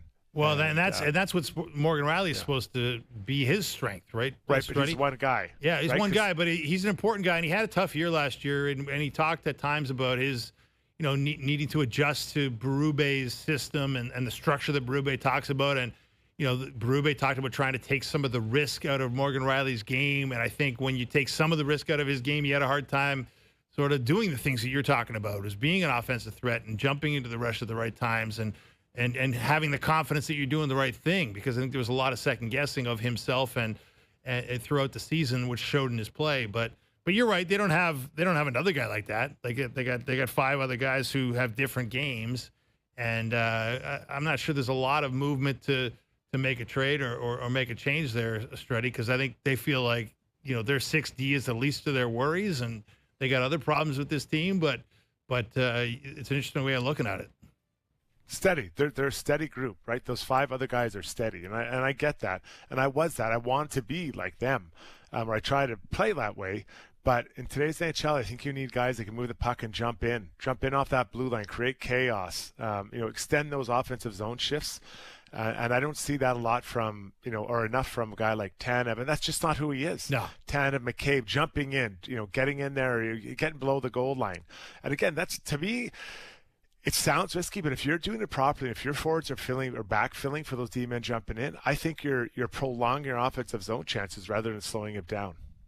We'll see. That's always the way we sum it up. We'll see. Let's move over to football now. Good out, right? Let's bring in Dave Naylor now from CFL and NFL, our insider at TSN headquarters. Mr. Naylor, how are you today, sir? Very well, Pat, man. Good to join you in a different platform. Yeah, different. Absolutely. But everything's the same. So here's what I want to ask you. Yeah, here's what I want to ask you off the top. There's many topics that we'll get into, but the young Canadian quarterback Taylor Elgersma with Green Bay. I mean, clearly this guy looks like an NFL quarterback. What do you think his chances are? Oh, I think he's in the mix for the number 3 job, which will probably land him on the practice roster. Most NFL teams keep the 3rd quarterback on the practice roster and only activate him on game days if one of their other 2 has an injury. But I think that game last week against Indianapolis was really critical because he went in for the final 3 minutes of their opening preseason game against the Jets, and he was the 4th quarterback in. Last week against Indianapolis, he was the 2nd quarterback in. Jordan Love didn't play. Malik Willis played the first quarter in about 9 minutes, and 6 minutes left in the first half, Taylor Elgersma came in, and he stayed in the game till there was 7 minutes left in the 4th quarter. So they gave him a good run. He engineered 3 scoring drives, 2 touchdown drives, and a field goal drive. The touchdown drives, one of them was 14 plays, 80 yards. The other one was 70 yards, 9 plays. And on that drive, he completed an 18-yard pass on 4th and 3. Had 1 touchdown called back by a penalty, had 1 interception called back by a penalty, so that was kind of a push. But I think the big thing, Jim, was he didn't look out of place. And then when I talked to Michael Faulds, his coach at Laurier, about a month ago, and said, what does Taylor have to do to make an impression on the Packers? He said the first thing, he's got to be able to show he can orchestrate an NFL offense. And it's not just stepping up from the OUA to the NFL. It's playing a different game. I mean, the timing, the angles, everything's different. So, and look, he's a big stick. I mean, he's 6'5", 227. He looks like an NFL quarterback. He's got an NFL quarterback's arm. It's all going to come down to, processing and decision-making. But their number 3 is a guy named Sean Clifford, who played at Penn State. He's a draft pick, 5th-round pick from 2 years ago, has 1 NFL pass on his resume. And last year, he was kind of in line for the number 2 job, and they didn't seem to be comfortable with that, so they ended up bringing in Malik Willis. So the competition is not difficult. I can tell you this. I think a week ago, if he'd got in there and sucked, and believe me, I'm sitting in the press box, the very first drop back he makes, he gets sacked. And I'm thinking, oh, boy. And that was the only sack he took. From there it all got better. He could have played himself right off the roster last week. I don't think there's any doubt about that. But he didn't. I think he played himself into the mix for the number 3 job. And here's what it comes down to, potentially, why he could make the practice roster. I don't think he'd be on the active. And whoever gets the number 3 won't be on the active. But here's where he has an edge. I think they know what Sean Clifford is. He played at Penn State. He's been in their system for 2 years. They obviously haven't trusted him to play at all. Taylor Elgersma, you don't know what the high side is. I mean, this kid was playing in the OUA last November. So if you invest in him, what's his potential? I think that's the intriguing part of him. Well, one player in this league, Naylor, that nobody disputes the value or what they can get out of him is Mr. Micah Parsons. And, of course, his contract situation or lack thereof has been a daily soap opera. It's been a subject of Netflix special down in Dallas. And there's a new development. We have some new audio of Cowboys owner and general manager Jerry Jones discussing the never-ending saga of this negotiation or non-negotiation. So let's play that. I'll let it go at that. I'll let it go at that. I'll drop this one thing on you because this is. When we wanted to send the details to the agent told us to stick it up our ass. Oh, wait. Now, see, I was just so you're clear. Wait. What do you mean? So wait. What do you mean? Because people are going to ask. Mike and I talked. Mike and I talked, and then we were going to send it over to the agent. And we had our agreements on term, amount, guarantees, everything. We were going to send it over to the agent. And the agent said, don't bother because we've got all that to negotiate. Well, I'd already negotiated. I'd already moved off my mark on several areas. And so the issue, very frankly, is we've had the negotiation in my mind. And the agent's trying to get his nose in it right now and try to come in there and improve off the mark that we'd already said. It's the mama-daddy deal. You go into mama, and she won't do it. And she's the boss, so she won't do it. So you run into daddy, daddy says do it, and then you go back in and say, mama, daddy said it was all right. It's the old mama-daddy deal. We've all been there and done that. Well, we've got this deal resolved in my mind for the Dallas Cowboys. What do you make of that, Naylor? Great reality TV or reality audio or whatever it is. I mean, it's he's trying to do divide and conquer, right? And basically trying to cut the agent out of the process or make the agent the villain in the process. But the point is, the agent is hired by the player, and that's you guys. I'm not telling you guys anything you don't know. That's how this works. But look, I saw the comments recently, from Schottenheimer about that he thinks Micah Parsons will play in week 1. Now, again, his issue may be with the Dallas Cowboys ownership and not with the head coach. And I don't think Schottenheimer would come out and say that unless he had some indication or reason to believe that that's true. And, the history of guys missing regular season games in situations like this is pretty limited. I mean, there was the ridiculous Le'Veon Bell thing that ended up basically ending his career with the Steelers a few years ago. You go back 30 years ago when Emmitt Smith sat out a couple of games, and fortunately for him, the Cowboys went 0-2.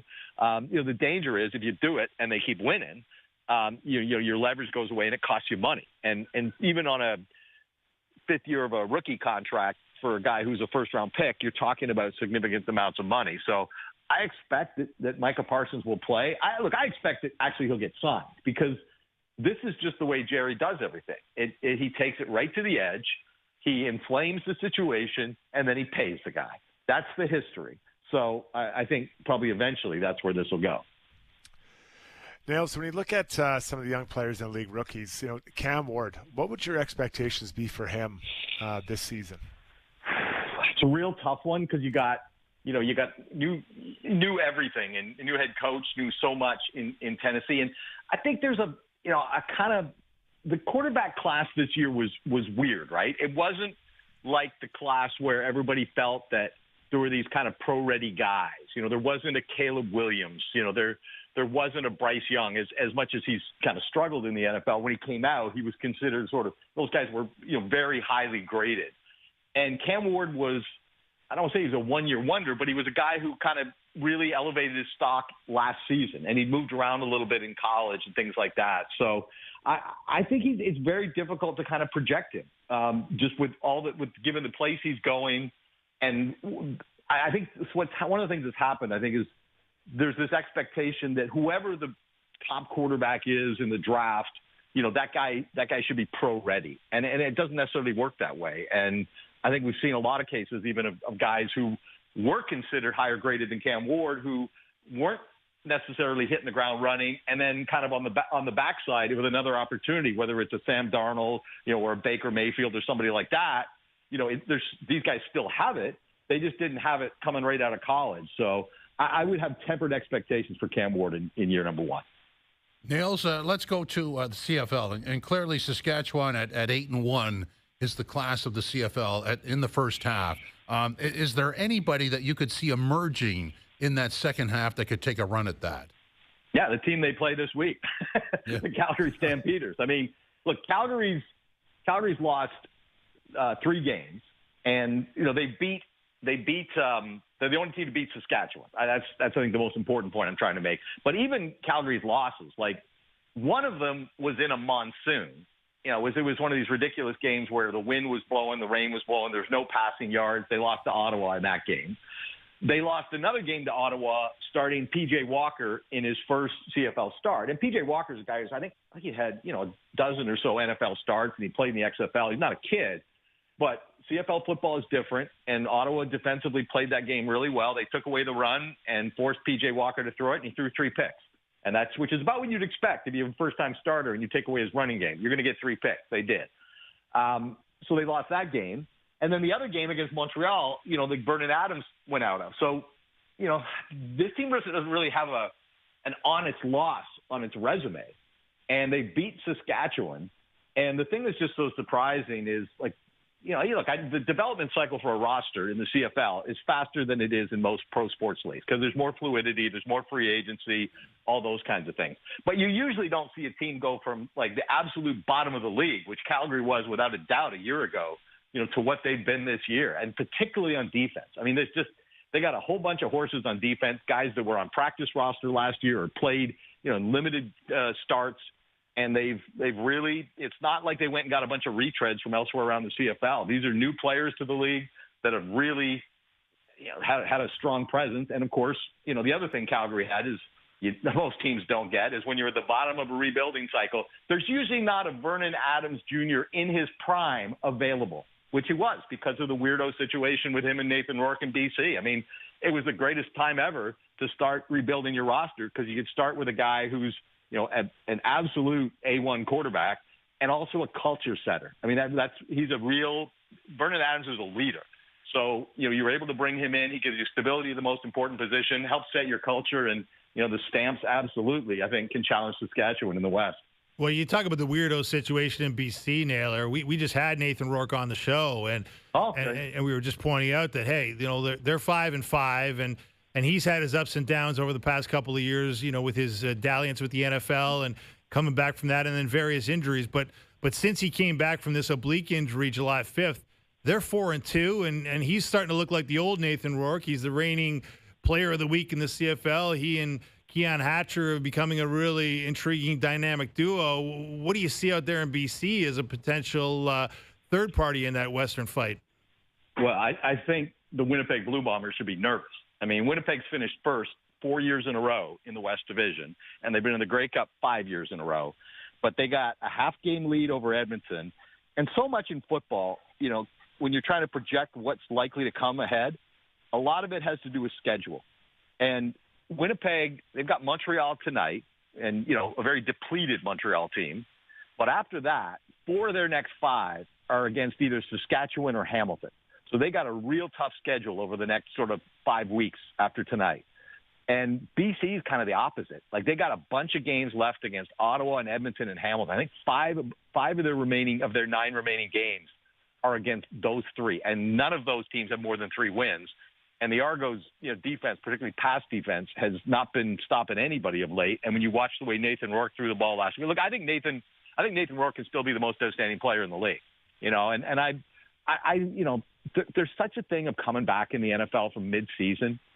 I mean, you've been in a different league. You've been in a different game. I think there's an emotional disappointment when your time there ends. And for Nathan Rourke, it's probably not ever going back just based on, looking at history and the way this stuff works. And, dropping him into BC in mid-September last year or whenever that was, late August, it just didn't work. But I had absolute confidence that he would have a good season this year. And, you're right. Since he's come back from the injury, he's looking a lot like the guy that we remember from 2022. So I think BC can take Winnipeg in the standings. I think they can do some damage. And look, if you get Nathan Rourke rolling here, I mean, look, with all due respect to Bo Levi Mitchell and Vernon Adams and Trevor Harris, who's having a great season, End of game, final few minutes, I'm not sure there's a quarterback I would trust more than Nathan Rourke, but just particularly because of the dual threat thing, right? Like if somebody's not open on that big field, he can tuck it and run and get you those yards as you want in the clutch. So, no, I've been really impressed with what I've seen with him the last little while.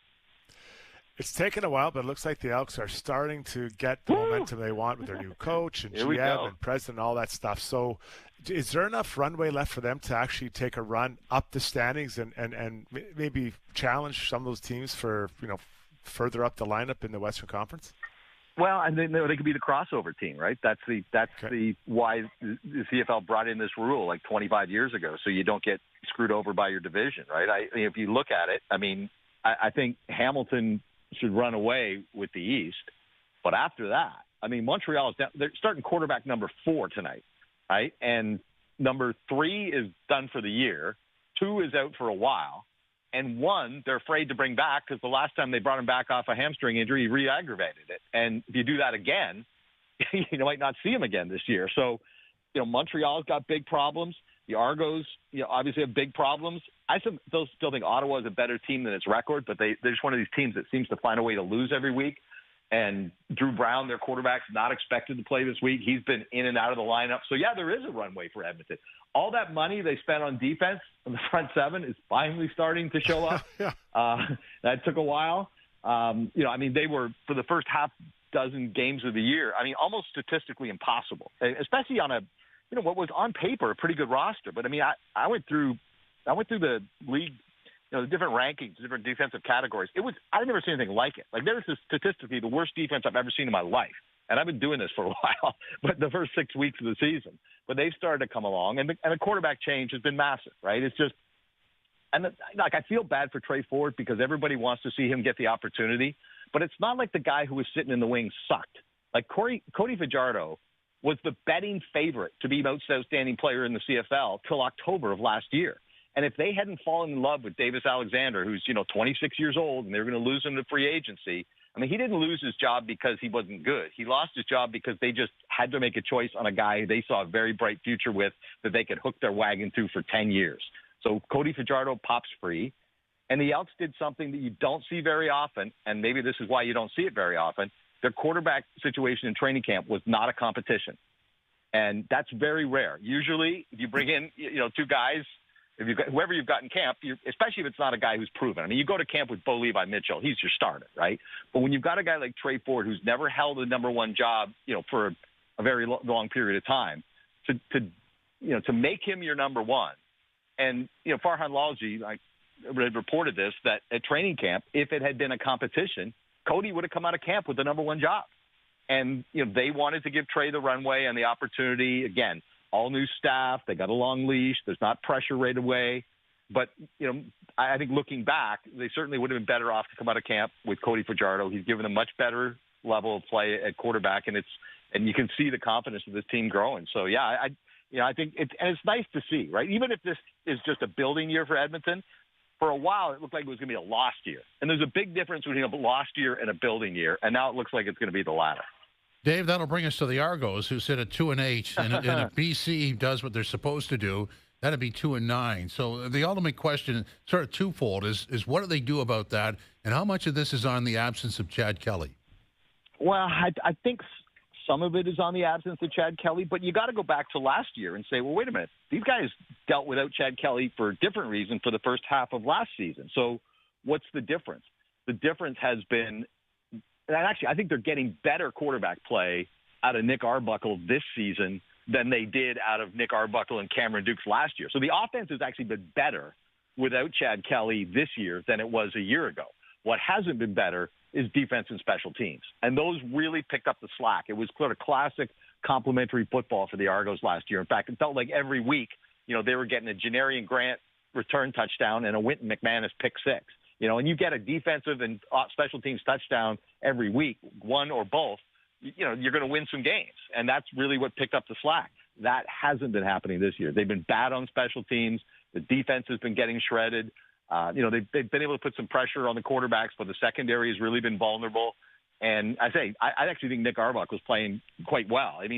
Unfortunately, he's doing the opposite of kind of sometimes what you want to see your quarterback do, and that is, if he struggles all game in the final 5 minutes of the fourth quarter, he's money. He's had a few games where he's been really good for 3 or 3.5 quarters and just hasn't played his best football in the fourth quarter, last week being one of those. But I think we're getting near the time, guys, where the Argos are going to punt on Chad Kelly till 2026.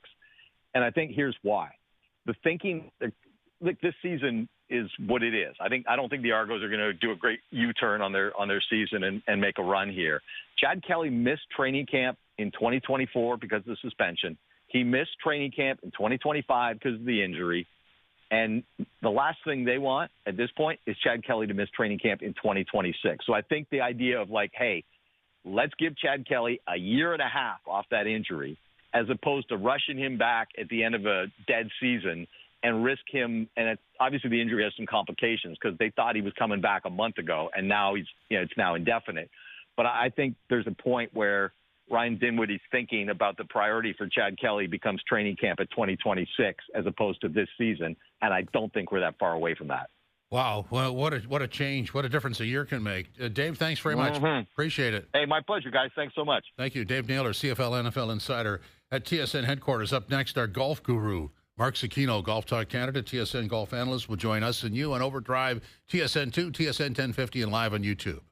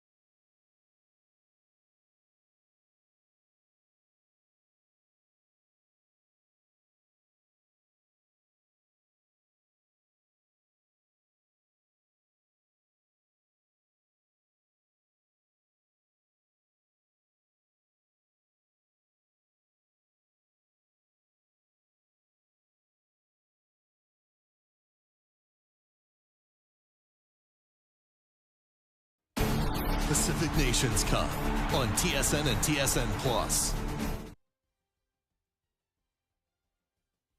Now, back to Overdrive with Hayes, Noodles, and the O-Dog.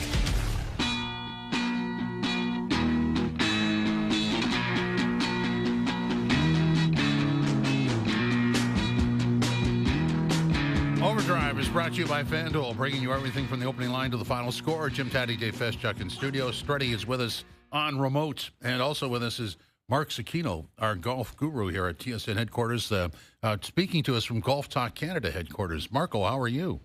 Oh, he's not there yet. Okay, sorry. Okay, play some more music. Yeah, whatever. All right. He'll be here shortly. Yeah, I think he's just having a conversation with Doogie. There you go. Doogie's trying to sell him some cologne. Out of the back of his truck.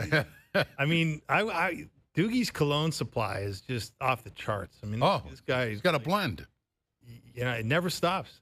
Like you would think maybe in the summertime, a little more moisture in the air, like a little warmer temperatures, maybe he sweats it off. But you come down that hall, Doogie's in the booth. I just hope the insurance company is aware of what he's doing with the blending, because that could be a bit of a problem.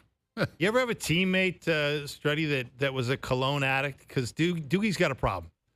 Yeah, I've heard about it. I haven't actually smelt it myself. No, Kevin Weeks, a teammate of mine and, very popular broadcaster, he had a black leather bag, and he called it the black bag of beauty. And there was ointments, lotions, cologne, shaving product. Like, it was crazy. He'd be like, "What do you use?" I'm like, "Whatever's on the counter." Like, I've got nothing. But his skin was incredible. I touched it. I'm like, "Can I touch your skin?" He's like, "Yeah." And it was so soft and smooth. And I am jealous. I wish I would look after my skin better like he had. But he was the all-star, like the Hall of Fame member for looking after his skin and the various scents. So for now, for more grooming advice, let's go to Mark Sakino from Golf Talk Canada headquarters. Marco, welcome. Do you have any grooming advice? It seems to be going around.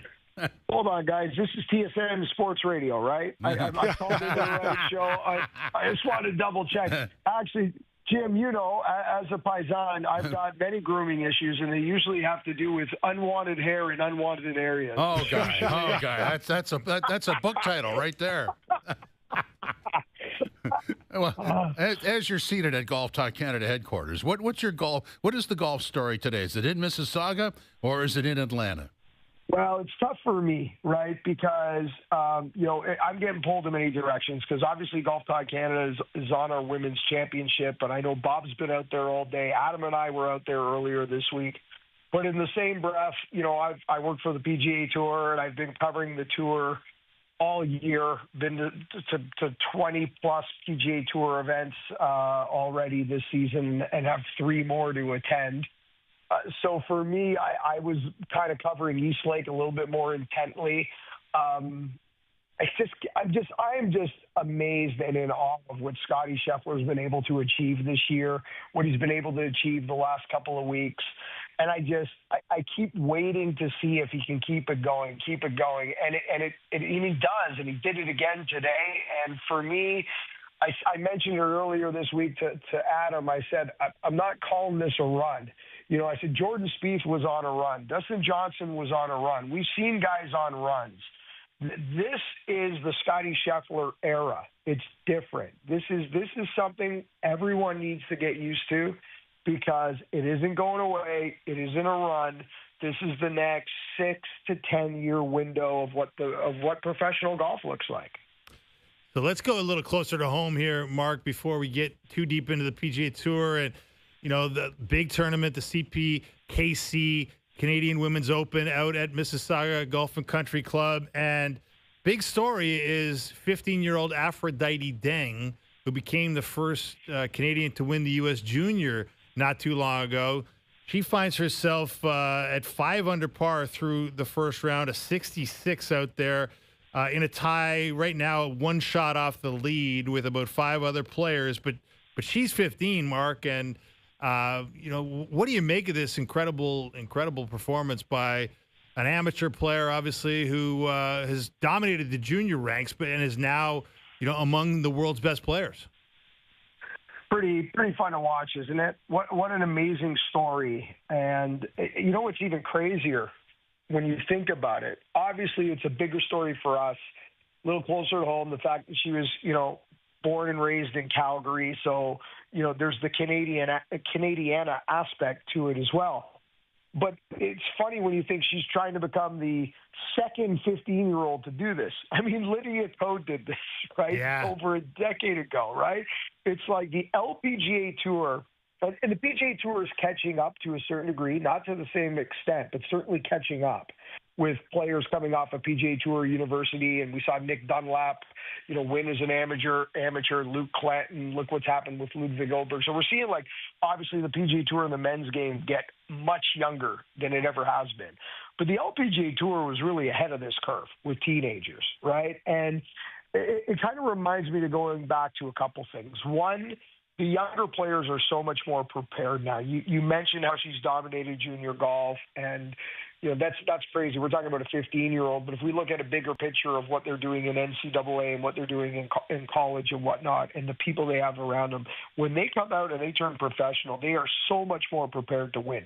Coaches, mental coaches, fitness, understanding what their body and equipment do and how they work together. It's more of a team concept, and the team has that individual, male or female, ready to win at such a younger age. And this is another prime example of that, and I don't see that changing anytime soon. In fact, I think it's just only going to keep getting younger on both the female game and the men's game. And the other part of this that, made me think of when I saw her score today and I took a look at some of her numbers is that it's that old saying, it's a cliche, but the golf ball doesn't know who's hitting it, right, guys? I mean, it doesn't know where you are, right? It doesn't know what tournament you're in. It doesn't know what tour you're on. It doesn't know. And if you believe that you can hit the shots and you believe that you belong and go out there and commit the shots, the rest doesn't matter. She hit, a ridiculous amount of fairways today. She hit 13 or 14 fairways, hit a bunch of greens. She putted lights out. She's not the longest in the field. Doesn't seem to matter. She's going to get longer. She's 15, so she don't have to worry about that. What an amazing story. Yeah, and that's why I want to take it, just that her age, and she's a very fit lady, but just maybe doesn't have that strength yet. So, the lack of distance, how is she, compensating, whether it's 10, 20 or 30 yards off the tee? What is she doing to compensate for that, playing against ladies who have been, working out and are that much more physically mature? Well, 26 putts will fix a lot of things. Really? I better write that one down for my own game.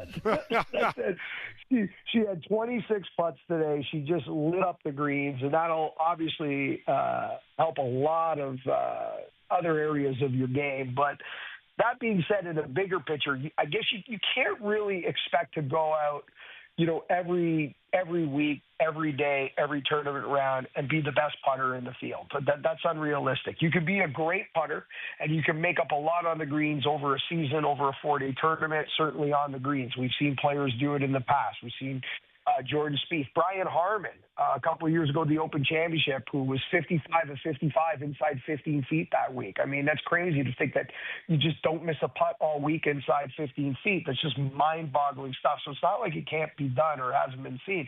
But I think the recipe for her moving forward, until the strength and the speed comes and maxes out, is you're going to have to be good on the greens. You're going to have to be better with your shorter irons. And we've seen this time and time again. Listen, Trevor Immelman and Zach Johnson won Masters in 07 and 08. This is in the middle of the Tiger Woods and Bubba Watson and Phil Mickelson. And bombers were winning at Augusta left, right, and center. And these two plotters who are giving up a ridiculous amount of yardage go out and win, back-to-back Masters by just being incredible from 120 yards in and making a large bucket of putts. So that's the recipe. If you're going to average 242 yards off the tee, which is what she averaged today, which is likely somewhere in the neighborhood of about 20 yards shorter than probably some of the longer players in the field, could be as much as 30. Talking about the Nelly Cordes of the planet who, played on the PGA Tour last fall and was hitting at 300 plus. I mean, if you're going to give up that kind of number off the tee, be dialed in with your wedges and make sure you're starting those putts online. Mark, I want to vehemently dispute something you said. When I stand over the golf ball, it knows I'm going to hit it. And that's why it acts the way it does. And yesterday was a prime example. We'll leave that alone. Here's the business angle I want to throw at you. I agree. It is the Scheffler era on the PGA Tour. And if you go to any golf course, they'll talk about how great a golfer he is, and that's totally warranted. The ultimate comparison, though, goes to Tiger Woods, who was not only a great golfer, the best of his time, there's no question about that, maybe the best ever, but he was this big package of driving technology forward and developing revenue streams as he played. This individual, Scottie Scheffler, does not do that, but he is, you know, the best golfer that's on the tour today. And the reason that I go to the personality part is because Liv took a lot of those names away. How does this project in terms of growth for the PGA Tour sport? Like, how does that move forward under Scottie Scheffler? You know, none of it makes sense, Jim. Like, if we go back to 2024, TV numbers were down. And people were, you know, hitting the panic button, and there were conversations on, you know, top floors of towers in Manhattan and Point Vedra Beach and all parts of the world, USGA, et cetera. And there was concern. And, you know, people trying to figure out, you know, okay, where do we go next? What's next? Blah, blah, blah. And a lot of people are going to point to Scottie Scheffler as the face of this tour and the face of the game, because you are 1,000% correct. Yes, he is the most dominant player in the game. Yes, he is the number one golfer in the world, and this is likely for a long time. But he's not the same marketing package Tiger Woods. Tiger Woods was, you know, slightly more dominant, did it for a long period of time, but did it in a different way. There was fire in the belly. There was fist pumps. There were red shirts on Sundays. He opened the door to the game to a lot of people that would normally not be introduced. Obviously, you know, there was a barrier there that he smashed through. There's a lot of things like that you got with Tiger that, you know, you're not getting with Scottie Scheffler. Scottie Scheffler is ho-hum, A to B. It's brilliant more in its simplicity than anything else. But unless you're a golf purist, it's a real hard thing to package and sell and put something tangible dollars. Then you turn around this year, and coming off a year of his dominance, where he continues to be dominant, and everything is up. All the TV numbers are up. And it's not just in places like the Masters where Rory McIlroy completes a career Grand Slam. It's not just the easy ones. TV numbers were up at the One Flight Myrtle Beach Classic opposite field event for a playoff that had Ryan Fox, Mackenzie Hughes, and but the third player in that playoff's escaping me, but none of us would know him if we hit him with our car, so it doesn't matter. It actually proves my point. Why are the numbers up? How is this working? Because it's a complete opposite to 2024. So it's going to take a lot smarter people to figure out how to package this, to your point, Jim. The one thing I do know is it'll be by committee. You don't replace Michael Jordan. You don't replace Tiger Woods. You do it by committee. And the good thing for the PGA Tour is they have a lot of young, very exciting, talented players coming up. They still got Rory in his prime. They've still got really recognizable names on classic venues with heritage and history behind it. So the overall package has never been stronger. But, yeah, you can't go one-to-one with Woods and Scheffler. Sakino, you talk about the women's game and it getting younger. It was 10 years ago last week that Brooke Henderson won her first LPGA Tour event at age 17. And obviously since then she's become the winningest pro golfer in our country's history. She's got 2 majors, 13 wins. She's got plenty of money in her resume. And yet lately she hasn't been able to find her game. I think it's the longest slump of her career here without a win, going on 2.5 years. And today she shoots an even par 71 at the CPKC Women's Open at Mississauga. 4 bogeys, 4 birdies, kind of, you know, an up and down round for an up and down year where she's only had 1 top 10. I wanted to get your theory. What do you think is ailing Brooke, and why are we not seeing what we have seen from her in the past?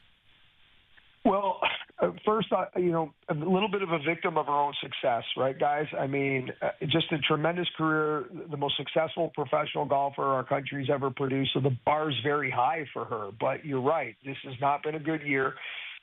Today, again, it was the same thing that's been bothering her all year. The ball striking, especially with the irons have really been a problem this year, abysmal. Coming into this week, she was outside of top 100. I believe it was 112th in strokes gained approach on the LPGA. And this is for a player who's lived inside the top 20, inside the top 10 with the irons. So this is a real fall from grace with ball striking when it comes to Brooke Henderson. Now, hats off to her today. That round could have been completely lost.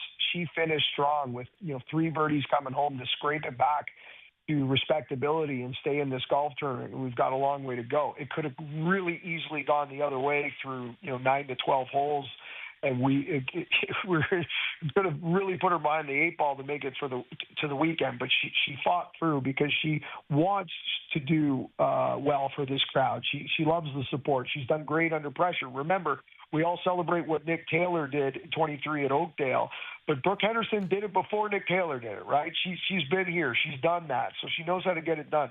I'm in the belief, and I'm not close enough to this to know, but I've been close enough to situations like this before to have an opinion. And if I look at the data and strictly go by the numbers and watch the performance, and it's been a bit of an 18-month kind of progression to where we are now. Up in the camp, have a different set of eyes, maybe reach out to a new instructor. I'm not necessarily suggesting that there's an overhaul change and we rip apart the golf swing, because I've never been a fan of completely rebuilding your swing. I think that's a trap door that have ruined so many professional golfers.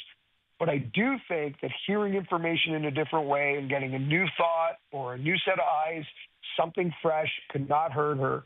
And it's funny to go back to our original conversation about our 15-year-old near or at the top of the leaderboard. A lot of us forget that Brooke's been out there a very long time and successful at a very young age.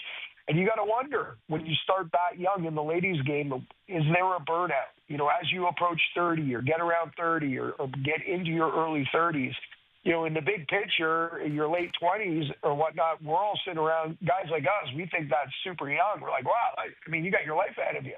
But when you've been playing competitive golf at that level for 10-plus years, that takes its pound of flesh. Marco, thanks very much. Appreciate it. Have a great night, guys. Thanks for having me. Mark Sakino, live from Golf Talk Canada headquarters, summing up the PGA Tour, the LPGA event going on in Mississauga as we speak. Coming up next, Best Bets. OverDrive continues live on YouTube, TSN2, and TSN 1050.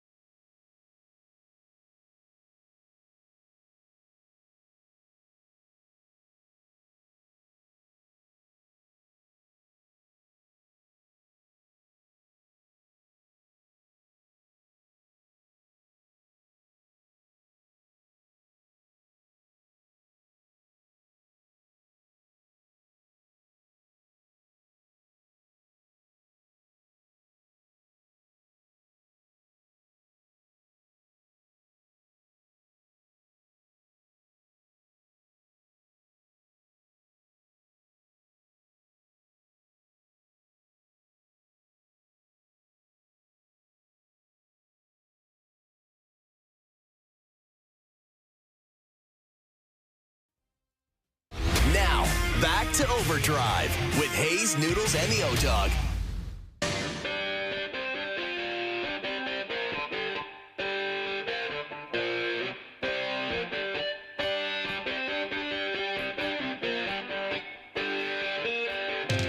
Beautiful intro. Beautiful intro. Final segment, Overdrive for Thursday. And by the way, we will be back tomorrow for Mail It In Friday. Redefining Mail It In Friday. Today's best bets are powered by FanDuel. Make your picks and assemble a same-game parlay in seconds on the FanDuel Sportsbook app. Doogie, what do you have? Do you have anything surgical? Oh, yeah. Here we go, boys. The Red Sox at the Yankees tonight. We're going to go with the Yankees on the money line. Pair that with a Giancarlo Stanton 2+ bases bet and Aaron Judge to record a hit. That totals plus 282 on the FanDuel Sportsbook app. And a massive matchup, 1.5 games apart in the AL wildcard standings. It's going to be a doozy. Today's best bets are powered by FanDuel. The first inning means as much as the ninth. When you bet baseball on the FanDuel Sportsbook app, please pair responsibly, 19+, and physically located in Ontario. A doozy, a surgical doozy. By the way, that Red Sox-Yankees game is on TSN 4 tonight. Although it sounds like Doogie's going to be rooting for the Yankees, which may not go over well with the Blue Jays fans. Yeah, yeah. Not entirely true. It's just a good bet. They are mashing, but I mean, when you're betting on them, it kind of means you're kind of cheering for them, isn't it, Doogie? Or are you just that cold-hearted? Dave, I'm looking for some entertainment here. I think this rivalry will be reignited. Okay. Thanks, at Yankee Stadium. You just absolutely used up all our time. We've got like 5 seconds, so we'll be back for Mail It In Friday tomorrow. Join us then and enjoy your night.